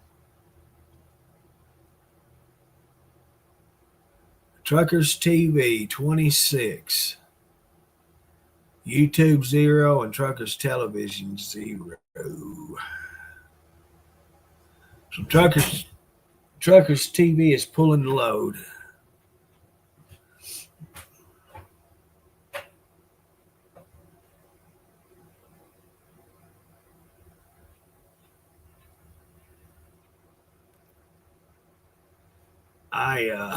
I'm sitting here thinking about a peanut butter and jelly sandwich, but it ended up being just a bread sandwich. I ain't got no peanut butter and jelly.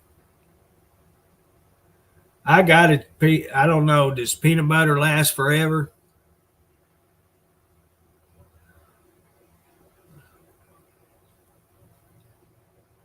I'm showing 24. Huh.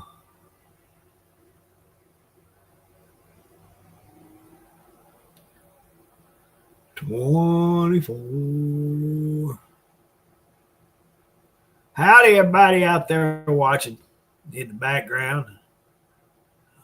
Hope y'all have a good day. Y'all missed out on all the excitement. We had Dennis Adams, the creator of the page. Had Andrew Wood. He's one of the drivers on here, first thing on the stage. We're doing a lot of topics, talking about trucking and how it's been hurt and how it can be improved. And it's a lot of things, a lot of good topics we were discussing. And both of them have to go to work later on and go to driving. So they had to get off and get some rest so they could get in them trucks and hit the highways. So it was left for little old me.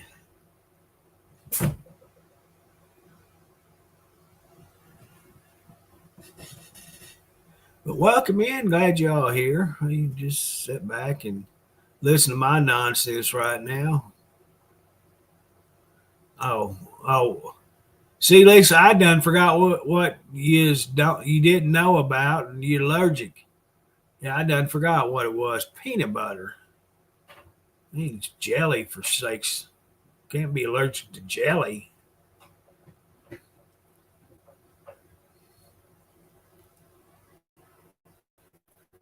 I know when they're kids, but they have all this shit in it, additives and all this crap in it, peanut butter. But I know as a kid, you just stir up the juice that collected on top of it. Just mix it up in the peanut butter and go to town on it. Didn't hurt nothing.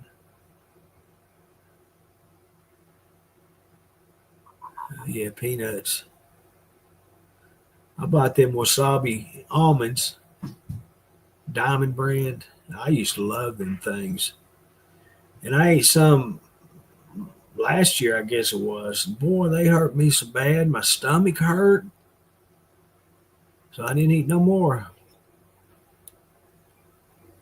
Well, I see I'm different, Deborah. I love peanut butter on toast. I used to get a bowl of oatmeal, 2 pieces of toast with peanut butter on them, and that's what I'd eat for a meal.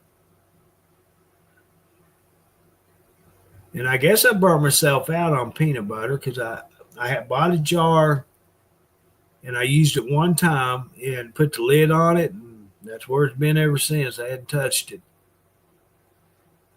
So I don't know. I'm sure it's got a expiration date on it. I'll just have to look and see. But I know it ain't no good.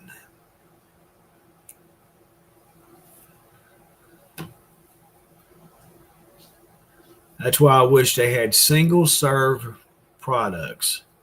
They have vegetables. I'm not a big fan of the mixed vegetables, the carrots. I don't like carrots.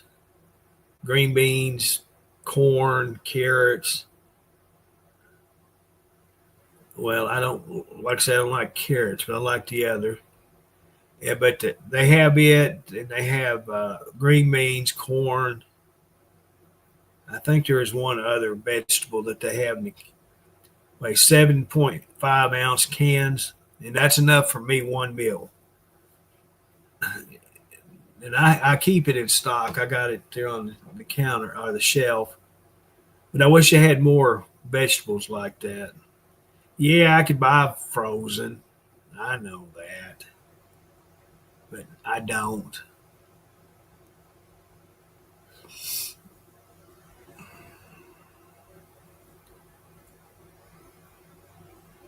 Well, I'd always try to eat a salad, Rex. I try to order a salad every week. That way I have my vegetables for the week. I know that's not every day. I don't eat a whole lot. I got one of them there TV dinners in the freezer.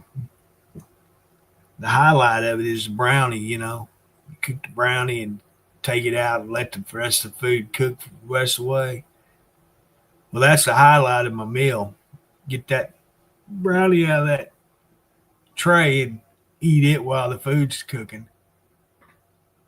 I used to love carrots. I'm not kidding you. I loved them. And I guess I ate so much of it, I just don't like it no more after I grew up.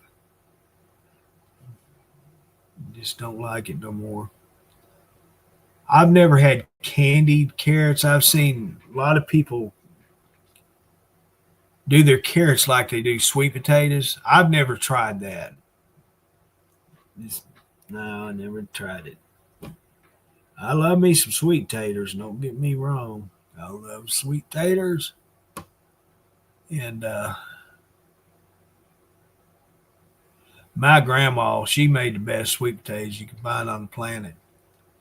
She'd get them potatoes and she wouldn't even peel them. She'd cut them down long ways, flip them over, throw about a stick of butter on each one of them, about a handful of brown sugar and half a handful of white sugar. Put it in the oven and bake that thing. Then right before it's done, throw up some of them marshmallows. Put them back in the oven and bake them. Melt them marshmallows down, brown them up real good. Oh, yeah. You just grab that whole thing and go to town on it. I had finger food back in them days. Yeah, that's what I'm talking about. And that's healthy, right? That's better than regular potatoes, right? Well, I must say it is. Yeah, they ain't supposed to have all that sugar and them marshmallows on it, but hey, it's a sweet tater. Yeah, I had me some smothered liver and onions too.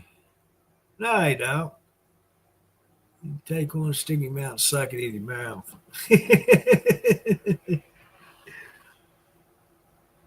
And back in the day, Grandma and us, we didn't cut up all the green beans. We just snapped the ends off and throw them in a pot.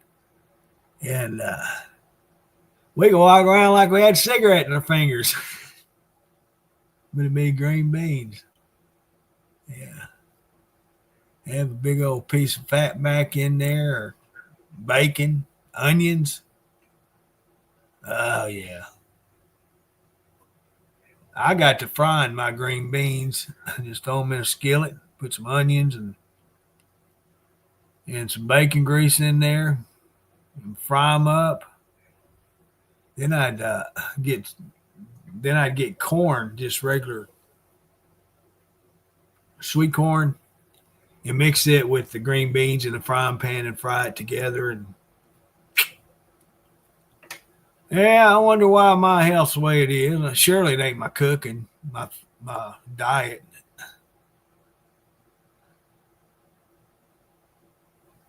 All right, Lisa. Well, thank you for coming in. Next time you have to get on stage, you and that crazy niece of yours.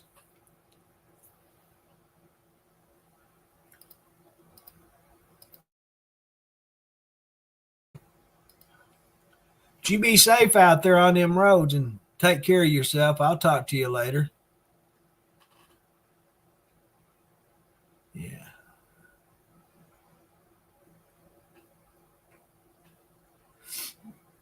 Oh, me. What was I talking about? My subject, food. So what's you guys' favorite dishes?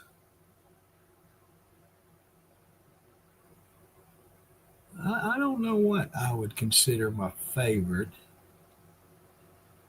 I think I would probably say a good old homemade chicken fried steak or a cube steak. That's one thing I've been craving that I ain't had. You can't get a good chicken fried steak or cube steak out anywhere. They don't cook it the way I do, so it ain't gonna be good.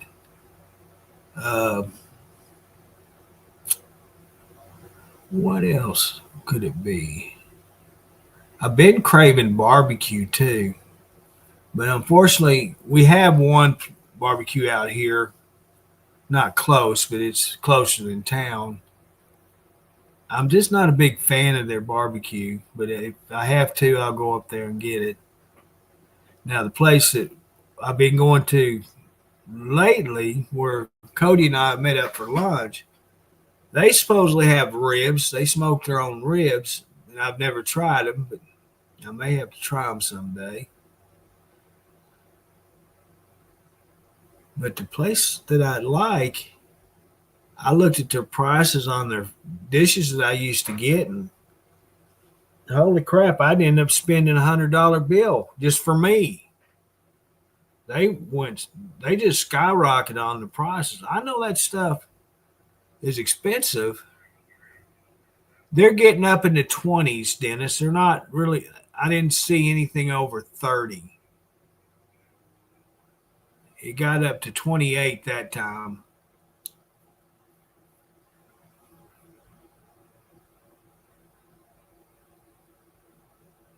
Yeah.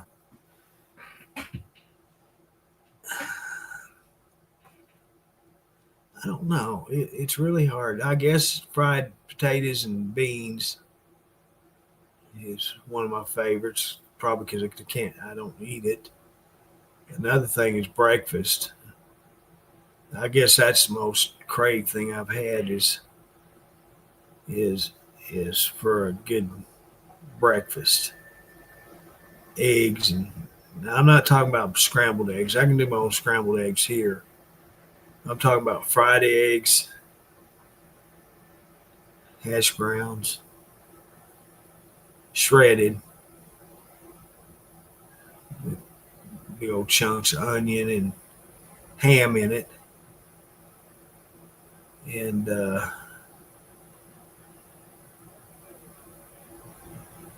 well, just a good old Waffle House breakfast. That's what I've been wanting.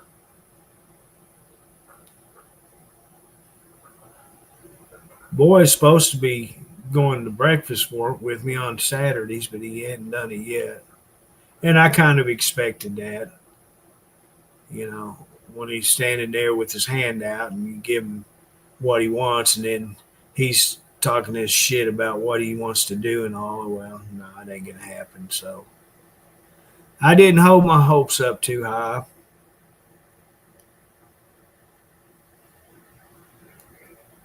We got a place. He's been down there a couple of years. It's a food trailer, and he's built an awning addition to it with some tables and stuff.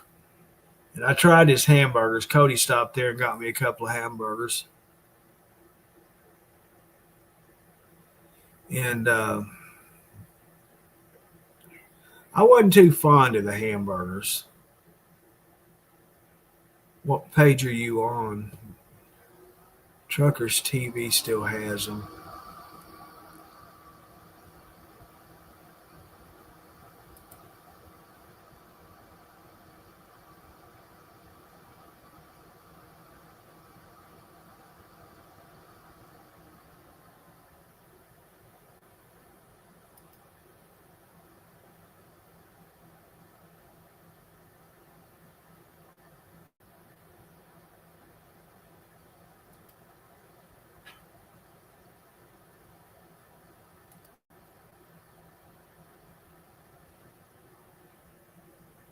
Well, look there.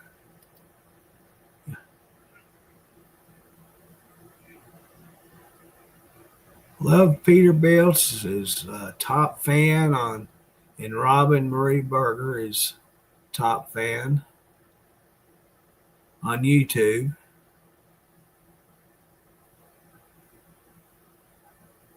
I just had never really been on YouTube to watch these streams. I didn't know that.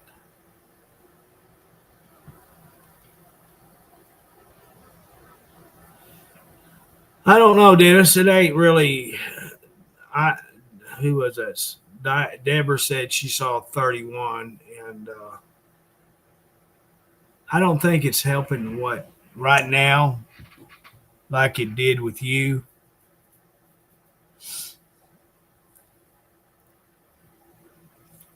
We might try it another time. I think I'm gonna go ahead and shut down for the day. I hadn't eaten nothing yet. I got to get something in my belly, and get that there taken care of. Okay. Okay. Hey, everyone. Thank you very much. Appreciate you guys coming in and hanging out with me for a while. Thank you, Dennis, for coming on the first thing and helping me out on here. We had a good conversation, had a lot of good topics we discussed. And hopefully on the next one, we'll get Dennis and Andrew back up here and possibly one or two more guests to come on stage with us. Cross my fingers. Cross them. We were talking, let me take a moment for this. Diane, we was talking about you, and we wanted to get you on stage with us. And I told him, she ain't going to come up here. She's chicken shit. So think about next time we do this. Come on stage with us, okay? Please. I don't do that very often. Please. Come on up here with us. Michelle, Lisa, I know Lisa's gone, but Michelle can pass on. Y'all, I want y'all to come up with me. Deborah, you come on up here too. I would like to get a lot of people come on stage with us. Yeah. Rex, Deborah, Patty. Yeah, I see 34 now. I might have missed one or two. But I see 34 right now. Yeah, put your makeup on, get all did up for us, and come on up stage. I seen they got new model of your cigarette. It's the 5000 model. Yeah. Yeah, check it out. It's 5000 model. I think you'll be smoking on it for a while.